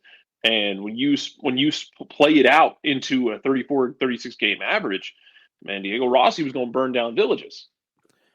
Yeah, I got Arango as the guy who's going to win it this time around. I think Chicharito can if he stays healthy, because I think they'll be the focal points of their teams. And that's the thing. And Arango maybe not quite as much, but the Vela thing, I still alarm bells are going off for me on that. I wonder where that goes. They've got enough guys to feed Arango, so I think they'll be all right. Rui Diaz, I think Morris will get some there. I think some other guys will get some goals there. Might pull some numbers away from him. Buxa will get some pulled away by Bo, even if he stays the whole year. Castellanos, I think, will leave. Eber will get games, but I don't think he'll get 34 games to start because I think Tati will be here for the first half, so that'll eat into it. Chicharito will be the main guy for the Galaxy, and he's got guys who can feed him, I think. So I think he could be the one. I just don't know if he stays healthy enough to win it. So I'm going Arango with Chicharito second. No, I like Arango, but yeah, to your point, I initially had Rui Diaz, but yeah, the Jordan Morris idea of pulling goals away, and same with Nico. Well, go with what you got. Don't get talked out of everything. No, I'm not. What I'm saying is that before, and this is legit, before you mentioned Arango in the conversation, he was on my list, and so I don't want to take the same thing that you did. So I'm sticking with Rui Diaz. No, you don't have to pick somebody else. Who's going to win the Golden Boot this year, John? Well, I said it. I went with Rui Diaz, so I'm sticking with Rui Diaz. I don't want to change it now after 30 minutes of discussion. Well, you shouldn't have changed it if you thought Arango was going to win it. If that's your guy, then that's I said Rui Diaz first, and you took Arango, and I'm like, yeah, I like that when he was on my list. So I'm completely confused with how this all followed. Then how big of a list you got? It was just a couple dudes. Okay, all right. I'm going Arango. I think Chicharito, if he plays 28 games, will win it. But I do not think he plays 28 games. I just don't. Jarrett, who is the best MLS player to follow on social media? I don't know, man. Dax. I like Dax. Yeah, Dax is good. He's funny. Yeah, Dax is fun. Who can be the Trey Young of social media in MLS? Trey throws some good barbs out there. I like it. He does. Maybe the Trey Young of social media. MLS. A little spicy, a little salty at times. Josie. Yeah, but I think Josie's performance doesn't back it up anymore at this stage in his career. But right. Josie still lobs grenades over the wall. Yeah, so I was trying to think of like a younger guy who might have that spicy chip in his computer program. I was trying to figure out. Joseph's in that conversation too. Ricky Ricardo has that. Look, Joseph created an entire meme sitting on his couch eating hot wings at a U.S. Open Cup game. Yeah, he doesn't do it a lot. No, Joseph's more of a sniper. He's not hitting the volume, but he's hitting. It's not a matter of volume; it's a matter of efficiency. That's true. He's in the ballpark. Yeah, that's a good shout. I don't know who else it would be. Like Seattle doesn't have a lot of personality on social media. LA doesn't have a ton. Either of the LAs. If Tati Castellanos was on the Twitters and the Instagram on a regular basis, that could get out of hand. That could get a little wild, but we don't really see that. I need somebody to... I need Walker Zimmerman on social media because Walker Zimmerman's never been shy. Yeah, I could use a little bit more. Tom Cates is salty Henry Kessler, but on social media, I need Kessler to do on social media what he did with chucking the ball on the stand into the stands to waste time. I need that on social media out of Kessler. Yeah. I mean, there isn't anybody in Portland. I mean, I'm literally going. I'm trying to like work the map and figure out if there's anybody that. Dax is one of my favorite follows because he'll poke fun at himself. He's entertaining, but yeah, he can throw a little edge in it as well. See, question, Ricky, I don't know how much he's going to be involved. I think it's got to be like a big player as well, at least somewhat big. Dax is pretty important, although he's a little bit lower down. He makes if Houston actually completes the Hector Herrera signing and put him on social media, there you go. Yeah, on the field he'll be a heel. Like, we haven't had a true heel since Zlatan left. On the field, Herrera will be a heel for sure. Yeah, Dwyer's a heel, but he doesn't play a ton. Josie can be a heel, but as a guy who's going to play a ton of minutes, yeah, he can be one. Kessler looks like he wants to be a heel, so okay, we can work with that. But yeah, you don't have a Zlatan level heel, like that kind of a heel. Jose Martinez can get a little out of pocket sometimes. He's totally a heel. No, sometimes when he walks on the field, when his boots are on grass or turf, Jose Martinez can get out of pocket. Yes, in a good way. David Ochoa, absolutely yes, Alex Basine. He Bill is Hamid, and he loves it. Hamid can be a heel. I don't know how much he enjoys being a heel. Ochoa lives for being a heel. That is true. Which is a little bit different. Yeah, Jose Martinez, only out of pocket on days that end in Y. Before Ricky starts yelling at me like he did yesterday, yes, the Champions League final is potentially going to be moved out of Russia. That is on our list of things that got wiped out when I lost my power for a little bit. Now I'm pulling it back up. I think they're going to have to move it out of Russia. I saw some people getting bent out of shape because they didn't say they were moving it today. There's a process for this stuff, and there's contracts, and UEFA doesn't like to just blow money, so they'll do what they have to do legally to do it. But yeah, it'll move. It'll get moved out. They have to find a place. They have to get all the contracts. Well, you got to find a place, but you also have to have the cause for breaking the contracts. So like they'll handle it. They'll be fine. But yeah, it's going to get moved. Other UEFA news and rumors before we get into some final questions. Erling Haaland could be back for Dortmund on Thursday against Rangers at Ibrox. He trained with the reserves today. He is possible for a return. Possible. We'll see. That's one of those games that if they get a goal in the first 10 minutes, it gets interesting. Otherwise, I'm kind of thinking Rangers settles in. It's just a big hill to climb. Yeah, I think so too. Serginho Dest's name has come up about leaving Barcelona once again, and it's AS Roma who are very keen on signing him, according to Calcio Mercato. Barcelona wants at least 18 million euro for any club that has serious interest. Roma is the latest on getting it. But Xavi Hernandez, very, very praising of Dest's performance on Sunday against Valencia. So maybe that's changing a little bit. Real Madrid reportedly, although this is Spanish media, so who knows what is real and what isn't. Real Madrid reportedly warning Kylian Mbappe that their offer will expire. They want him to sign this summer. If he doesn't, they're not going to sign him. I wonder if El Chiringuito wrote the headlines. I don't know. It's very possible. I mean, whatever. If Kylian Mbappe comes back in 2 years after not signing, say PSG gives him as much money as they're talking about, and he signs a 2-year deal, then he says he wants to go to Madrid. Yeah, they're still going to open the door for him. They're not going to say, no, nobody's home. No, nobody here by that name. No. Shut up. Real Madrid are also reportedly trying to secure the services of Mauricio Pochettino. We've talked about this. It's continuing to be talked about. Madrid and Tottenham were reportedly trying to get him last summer. Neither one could do it. He stayed at PSG. Now it sounds like Madrid, at least according to reports, are still trying to get Pochettino to replace Carlo Ancelotti because now that's a thing. Have fun, Real Madrid. You're always ridiculous. Mm-hmm. Always. In Italy, this seems like it's not a good thing to be doing at this point. I'm just saying.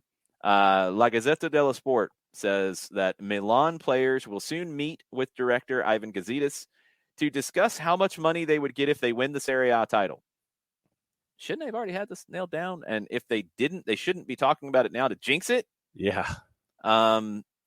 They're leading the table by 2 points.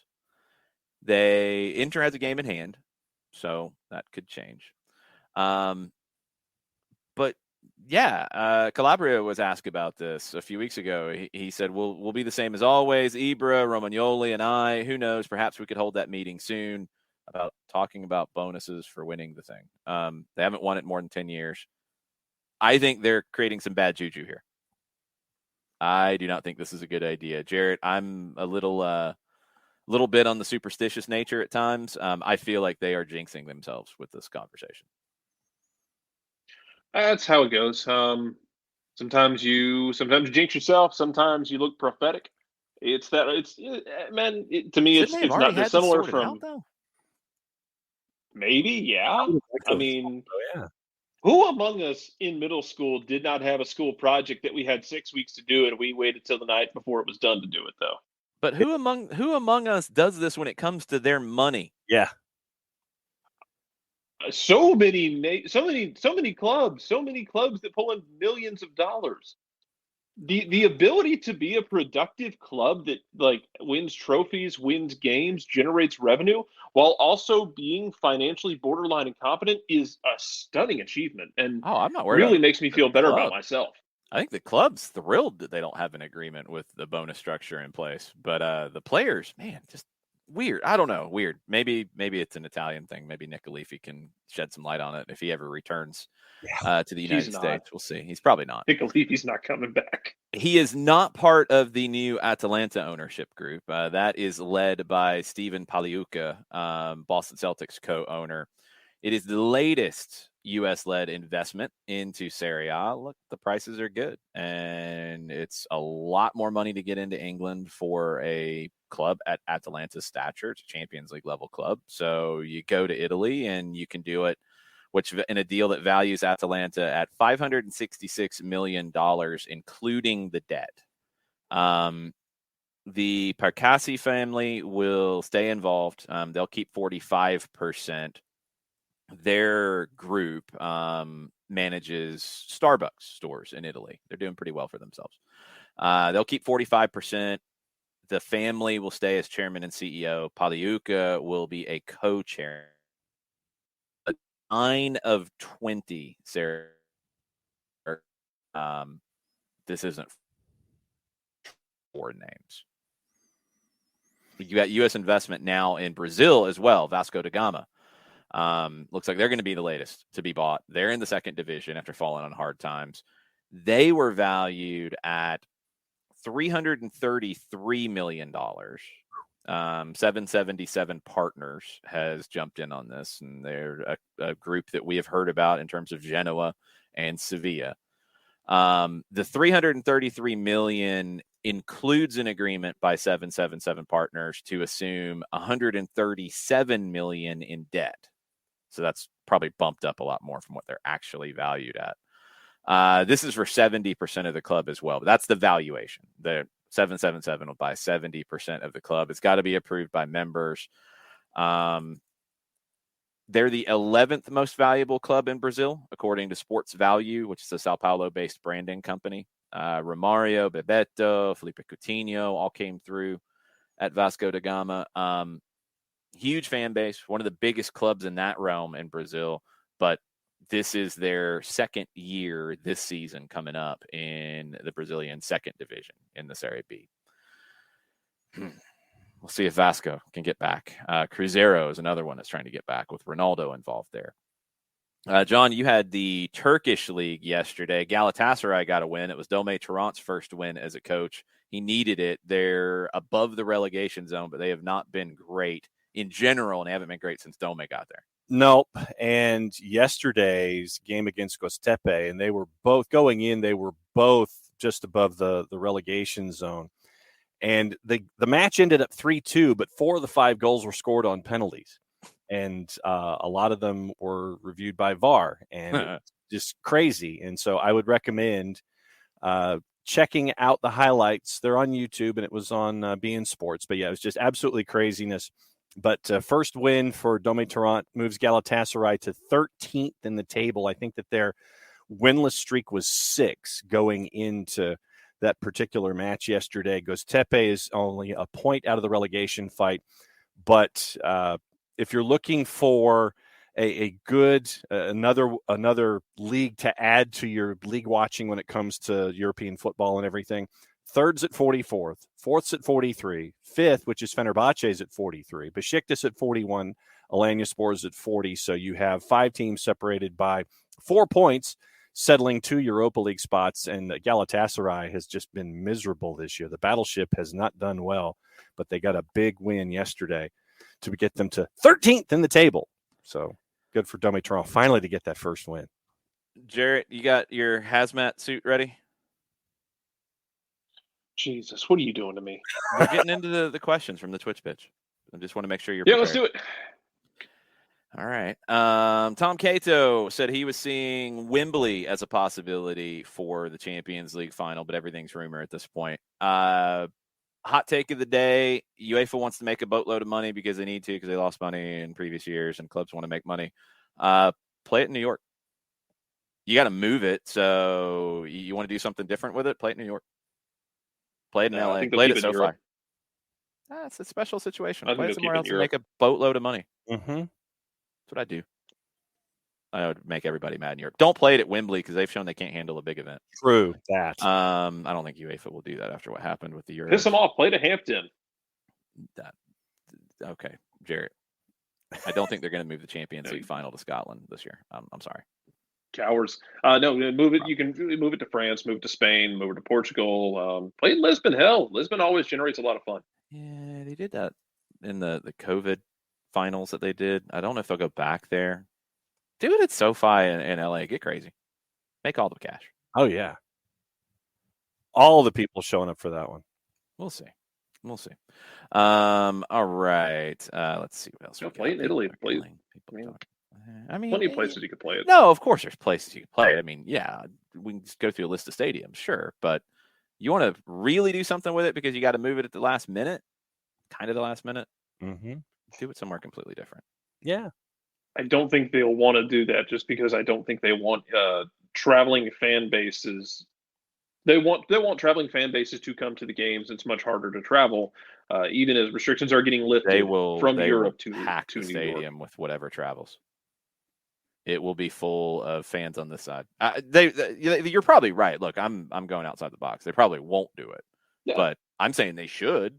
And have fun with playing it in Paris or whatever you're going to play. I guess Hell, play at the Azteca.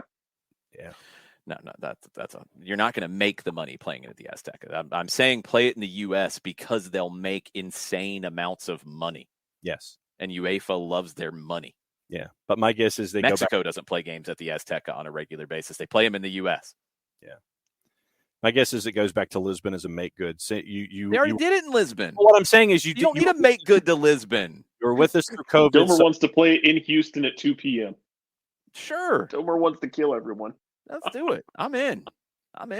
Played at Miami at 4:30 in the afternoon, right when the showers start to kick in. No, play it at 2 in the afternoon Eastern time in Dallas. Play it at Jerry's World.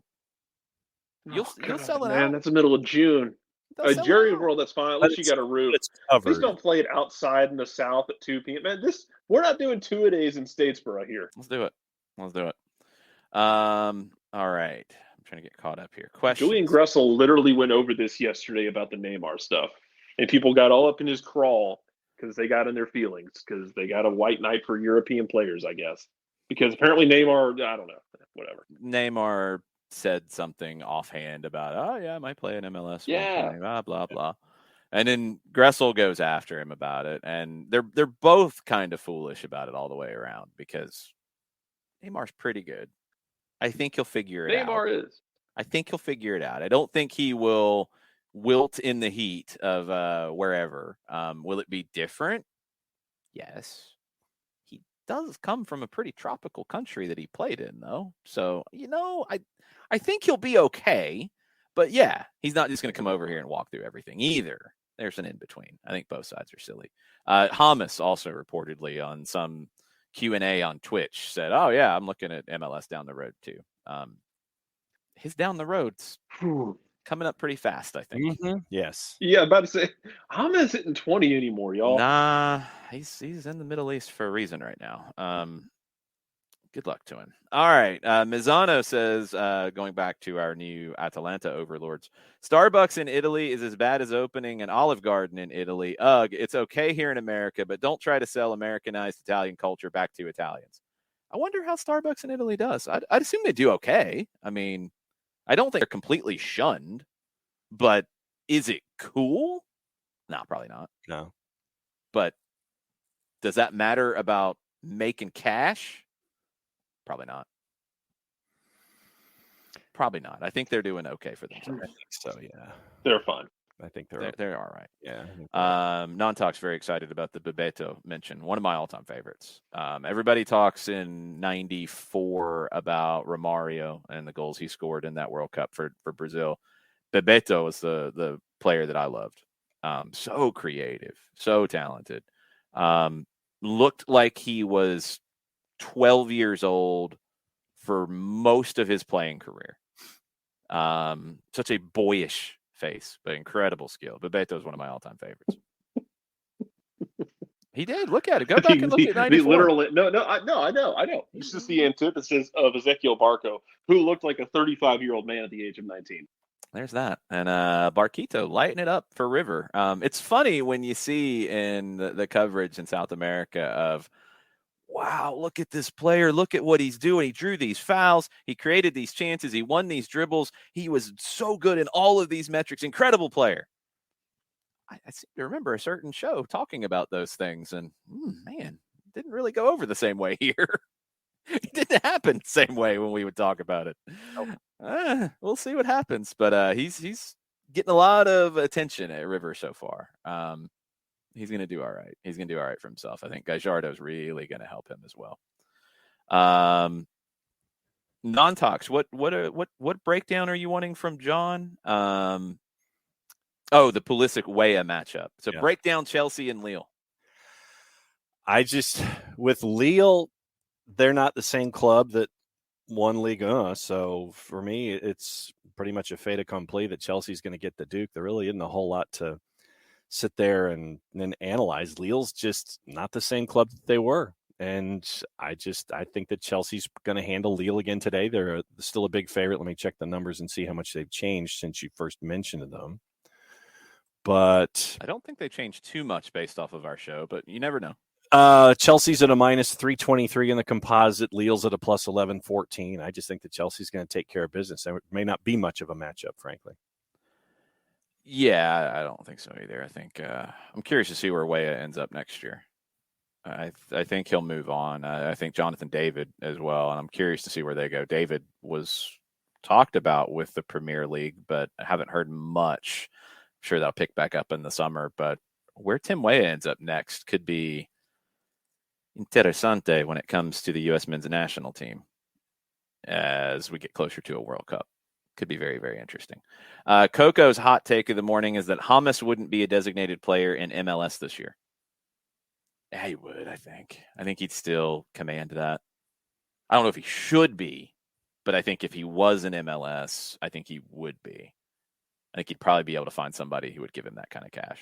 Yeah. Would the performance equal it? It's debatable. It looks like we're never going to see the James to Miami variant that I was hoping for at the very beginning. Michael Head says, can we please stop the older EU players to MLS? Don't think we need them. Young ones? Yeah, come on. No, I don't care. Like, honestly, I don't care. I don't want to see the league exclusively older players from Europe coming to MLS, but it's not. That's not going to happen. Some of them are fine. I don't have a problem with it. For all the memes and GIFs that got thrown around last year about Gonzalo Higuain, and look, I didn't think he'd be as good as he has been. Gonzalo Higuain is the kind of player that you should be bringing to MLS. Mm-hmm. He's probably going to play the 10 this year. It's just fascinating. Like Gonzalo pulling the strings behind Campana.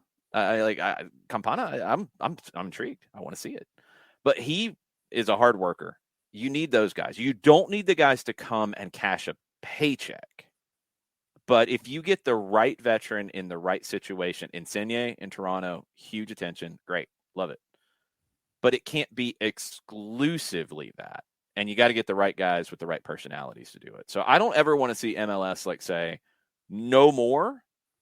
I think that would be bad logic. But I don't want to see them go get more either. Right. Continue to mix and continue to bring the right guys over who can be mentors and leaders and captains at times, but can put a team over the top. I mean, I think MLS, Jarrett, can be unique in that where it has players from all kinds of sectors.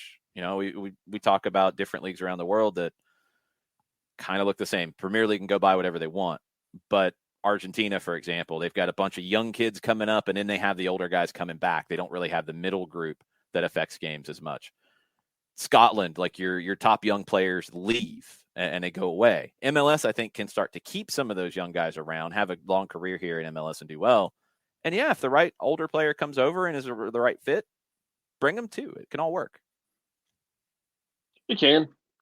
Just got to find the right fit. And, you're running into this, it's funny you mentioned Scotland, you're running into this now about, clubs trying to hang on to those young players. They're bringing more guys in from MLS, the Chris Muellers of the world, the Christian Ramirez's of the world, the guys who didn't stick for that second deal in MLS and might view Scotland as their way south. It's kind of a layover, for lack of a better term, but they're also trying to keep their local guys that they're growing before they head south and trying to keep them as long as possible so they can build up teams that can knock others around at times, like you saw with Rangers last week. It's tough. It's tough to find that balance, especially when the allure to go south is so strong for them. And it's got to be tough for the clubs in South America, especially if you're a smaller, if you're not one of the powerful clubs in Argentina, to be able to keep guys from going to Brazil or going to Europe or going to the Rivers and the Bocas of the world. It's got to be a tough balance. How do you convince them of, hey, just stay here and continue to grow and it'll pay off for you down the road and we all make money and we all go home happy? Guys get that itch. They get that itch to jump sooner.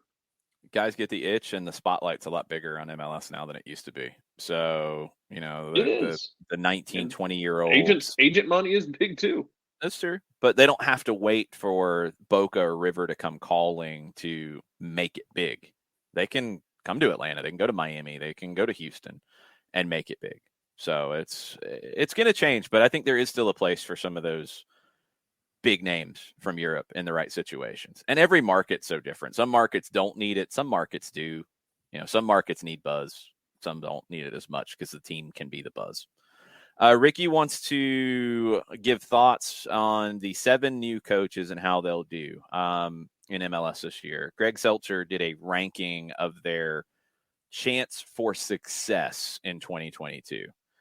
I'm trying to think of the way I'd want to frame this, because Miguel Angel Ramirez is number 7 on that list. In terms of how the teams will finish, that's possible. In terms of the quality of the coach, that's not the case. I think he'll be fine as long as he wants to be, because I don't think the pressure is on him to go ahead and win. Let's talk about pressure coming in. Let's do it that way. So Ramirez, I think no pressure. I think he took a lot of the pressure off by saying they're screwed. Paulo Nagamura, Houston, I don't think there's any pressure. I think he'll do well. I think he'll rise to the level. I like what they've done with their additions. I think he's a good fit there. Pat Noonan's an interesting one in Cincinnati, because I don't know what the pressure level is outside of just don't finish last again. Yeah. He might still, but I don't know until we see him what he's going to be. Because as a player, Noonan was a very underrated creative player in MLS. Just under the national team level, but really creative, really tricky, really technical guy, as Jarrett just runs away. But he's worked in Philadelphia under Jim Curtin in that style. Is he going to do the same thing in Cincinnati? Chris Albright's there too. I could absolutely see them building Philadelphia to the west. Or is it going to be that with a twist? He's a new coach, so we don't know. I mean, is it going to be more possession? Is it going to be more along a Bielsa route of we want the ball, but if we don't have it, we're going to be dangerous in our pressure? I don't know. Noonan, I don't know how he's going to be. I don't have a good read on him yet at all. I feel good about Nagamura. I feel good about Ramirez as a coach. I just don't know if he's going to have enough talent. Nico Estevez, I think, will have more pressure on him because of the additions that Dallas has made, even though they've lost Ricardo Pepi. They've added Alan Velasco. They've added Paul Arriola. You get Paxton Pomacall back. I think Nico Estevez has a lot of chance. He's number 4 on Seltzer's list. I think he has a big chance to be successful. I think he has a bigger chance to be successful than Ezra Hendrickson, who I just don't know how good Chicago is going to be this year. Shaqiri's one addition. That's great. I don't think they're going to be better than Dallas. And it's going to be a tougher fit for Hendrickson. I think he'll get time. He's not going to be asked to go win straight away. I think more pressure will be on Nico Estevez. Yep. But I think Dallas has a much better team than Chicago. And chance of success, I think they'll be there. I think Dallas could be better than Toronto this year. And Toronto's number 2 on Seltzer's list. I mean, if Bob Bradley walks in, Bob Bradley can handle the pressure. But Toronto is not very good right now. They're just not.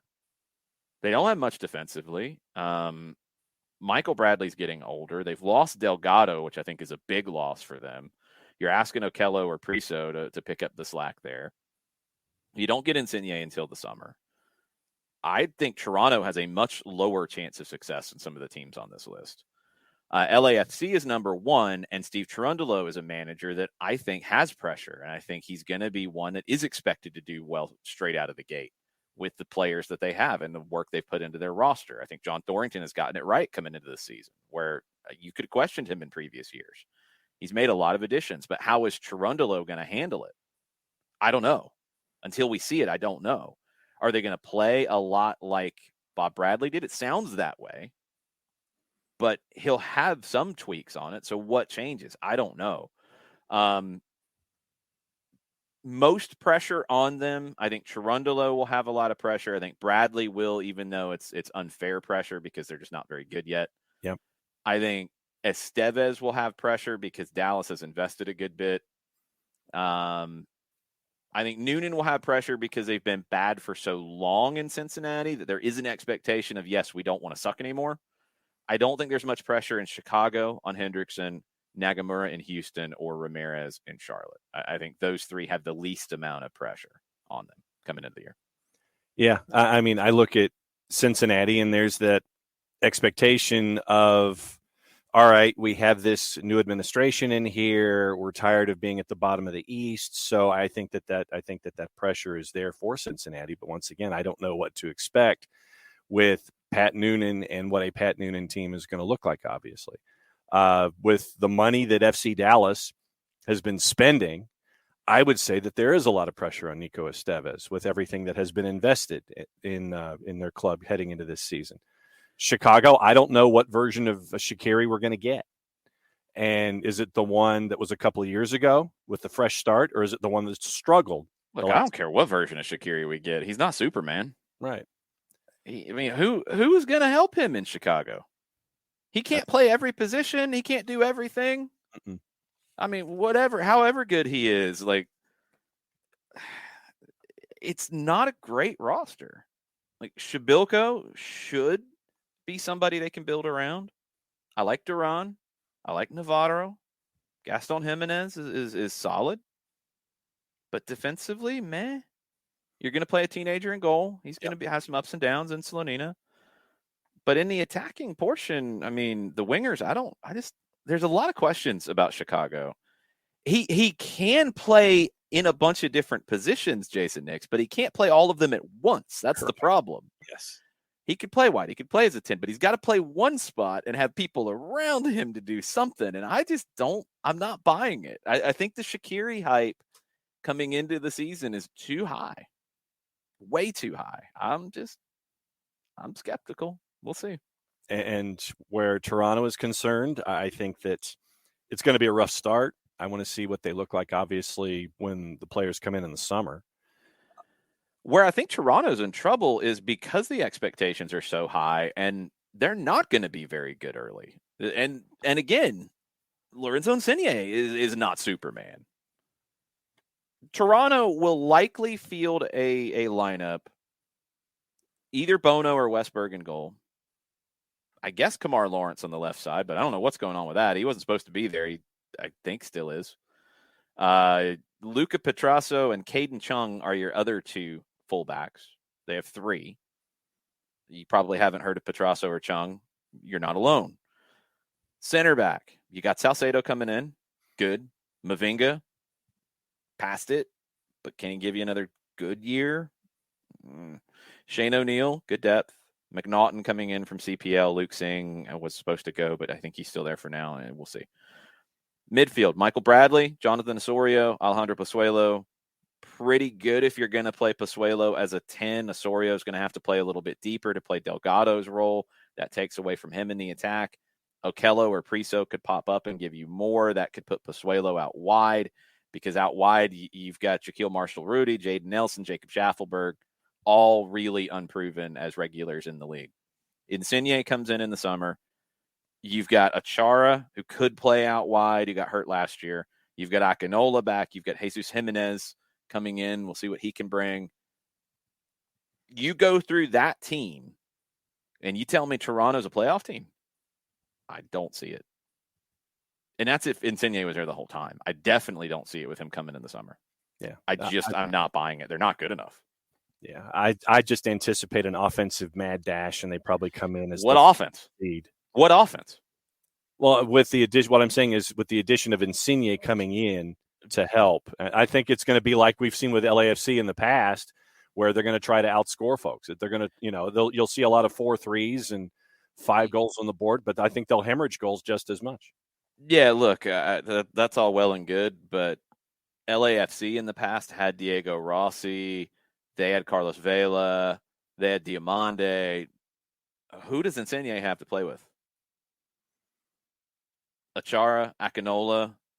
That's not Diego Rossi. That's not the same level. It's one guy. And I think Chicago and Toronto being on this list, being 2 and 3, Shaqiri and Insigne's not even coming to the summer, are being overrated in their effect. He's got Pozuelo, yeah. I mean, but then you're going to have to be a dynamic duo, Ricky. And look, Pozuelo was rumored at one point with leaving because they wanted to add Belotti and 5 other different guys from Italy. Right. And they don't have a designated player spot to do it. So that might be a straight swap on whatever. Like, 2 guys don't win games in MLS anymore. I think the level of play is past bringing a Superman over like a Shaqiri or an Insigne and expecting them to do everything. I think you need more than that. And Bradley will have the pressure because of who Bob Bradley is. Ezra Hendrickson, I don't think has a level of pressure like these other guys. But I think some of the talk about Chicago is too high. It's just too high. I don't see either one in the playoffs this year. And then obviously LAFC with Chirundolo and all of the investment and all of the guys that John Thorrington has been bringing in, especially in the back. I don't know what the back's going to look like, but at least, you've got a solid keeper in Crepeau. You've got a lot of folks on your back line, and you've got Chicho Arango for a full year. And so obviously for me, to Chirundolo would be at the top of that list. He shouldn't be because he has never been a first-team manager before. He probably will be unfairly, and we'll see if he can handle that. He's been there as a player, but he hasn't been there as a manager, and that's not an easy spot to be. And this Carlos Vela situation could really be a big test for Chirundolo and how he's going to handle a superstar and how he's going to handle that stuff. So I don't know. I don't know what to expect out of LAFC right now. Talent-wise, this is probably the most complete LAFC team we've seen. But you got the Vela cloud hanging over it, and you've got a new manager figuring it out on the fly. They might drop points because of all that. And if the Vela thing really goes south or he leaves in the summer, then it could get really weird. And we'll just have to see. And Brian Rodriguez is a little bit of a wild card as well. So I don't know. Sam Williamson, I'm right there with you. I think Adrian Heath comes in as number 1 on the hot seat ranking. I don't think he makes it the whole season. Yeah. If they get off to a bad start, I don't think they've done a lot in the offseason. Dead Against says, what about Herrera to Houston? What are we talking about? Atleti coming in? Is that the one we're talking about? The Atleti player coming in? That might not happen till the summer either. So leave Houston to the side a little bit on that. It's not done yet, so we'll just have to wait and see on that. Non-Talk says Chirundolo used to keep a cool head on the field. Could see him doing well as a coach, having a good career as one. I do too. I do too, but I don't know if that happens straight away. That's a tough spot for him. That's a tough spot with expectations, and we've seen this stuff play out before, and we've seen how things bubble up. The Vela one has been quiet, but there's been enough that it feels like there's something there. And I wonder how difficult it could end up being. I just have a feeling it turns into a problem. I don't know. Maybe I'm wrong. Maybe I'm overreading it. It would not be the first time if I'm wrong. That's what these predictions are all about. You're kind of looking at what you see and what you think it could be, and there's always moves that we don't expect. I mean, any of these teams we're talking about could add another piece before the transfer window closes in early May. You've got time to do that. Toronto's got work to do. Charlotte's got work to do. They've signed another goalkeeper, Clemson draft pick George Marks. They added another defender. Still haven't added more wingers. I don't know what it's going to look like for Miguel Angel Ramirez. Heard that it didn't look great in their match on the weekend against Miami. They had a penalty late and they converted that, but they're not producing much in the attack at all. They scored 1 goal in the 3 games in Charleston, and that was a penalty at the end against Miami where they had a 2-0 lead. So they got to get busy. They got to add pieces. Toronto's got to add pieces. There's other teams that still have work to do. But when we talk about title contenders and we talk about teams at the top, I think where I am right now in the West, Seattle, Nashville, LAFC should be. They are on paper. I got questions, but they should be. LA Galaxy could be. Portland, I don't think will be. Yeah.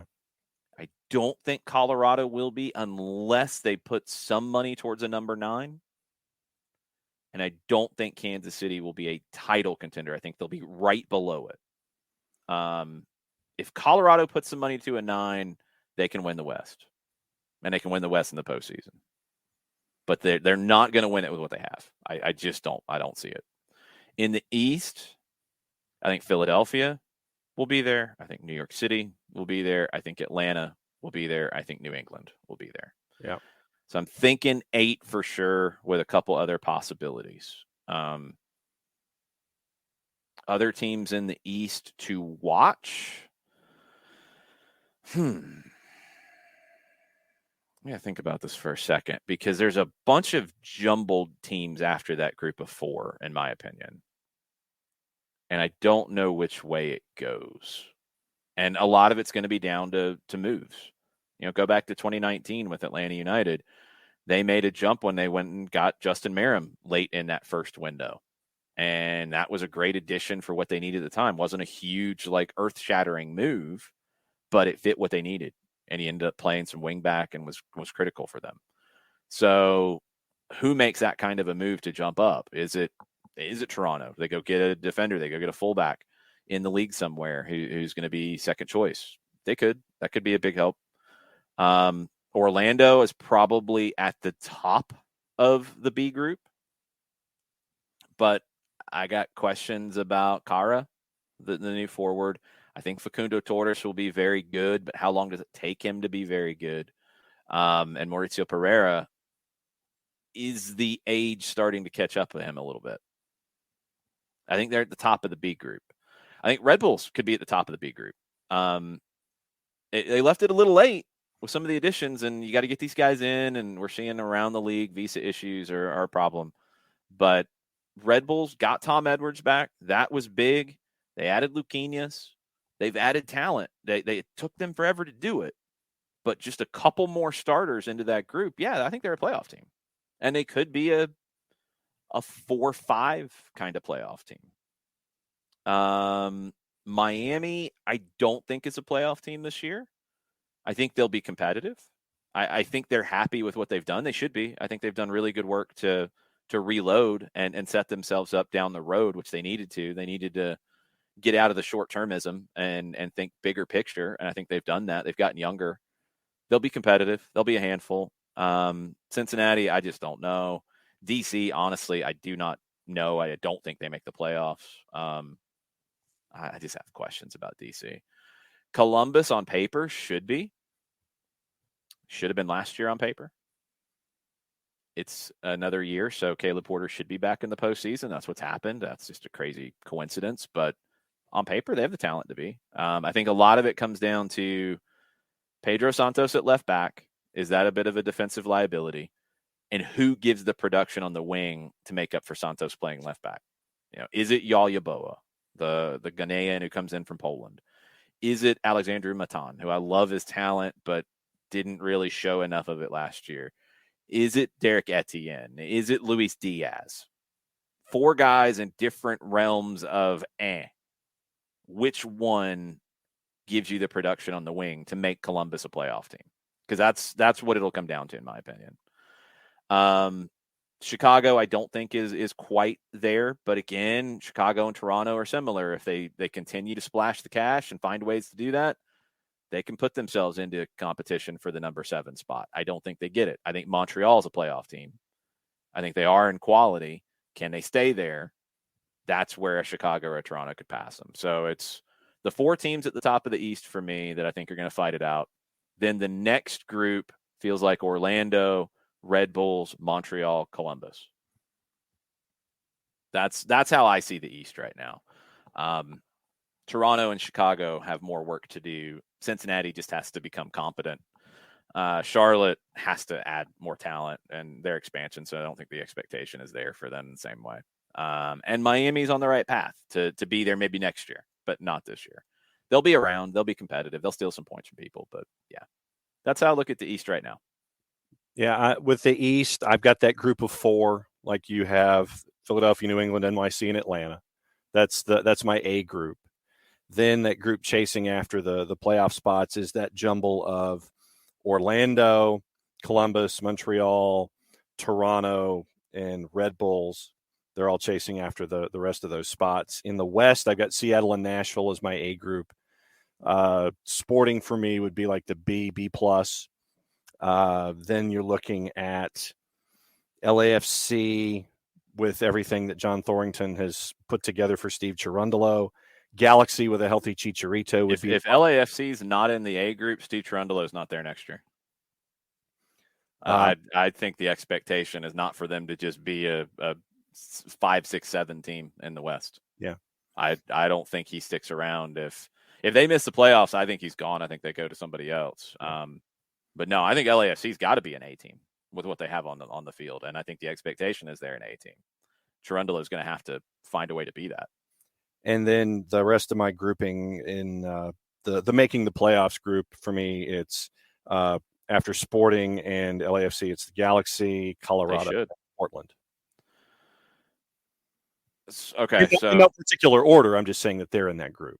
But that's your 7? That's my 7, yeah. Did you say 7 or did you say more than 7? 7. Okay. Assuming a healthy Chicharito, obviously the Galaxy would be in there. So Seattle, Nashville, Sporting, LAFC, the Galaxy, Colorado, Portland. Those are my 7 in the West. So you don't have Kansas City in the playoffs? No, I do. Sporting is what I said. Okay, you got Sporting. You don't have RSL. You don't have Minnesota. No, I don't. I can buy that. Portland feels like one that could blow up. Just really curious to see how everything goes in Portland off the field as well as on. Curious to see if Sebastian Blanco can get back. They're going to be missing guys early in the season. I think it's going to hurt them. So Portland feels like one that could see the wheels fall off. Mm-hmm. RSL could take advantage of that. Vancouver is a kind of a team that honestly we just don't see very much. And can they do it again?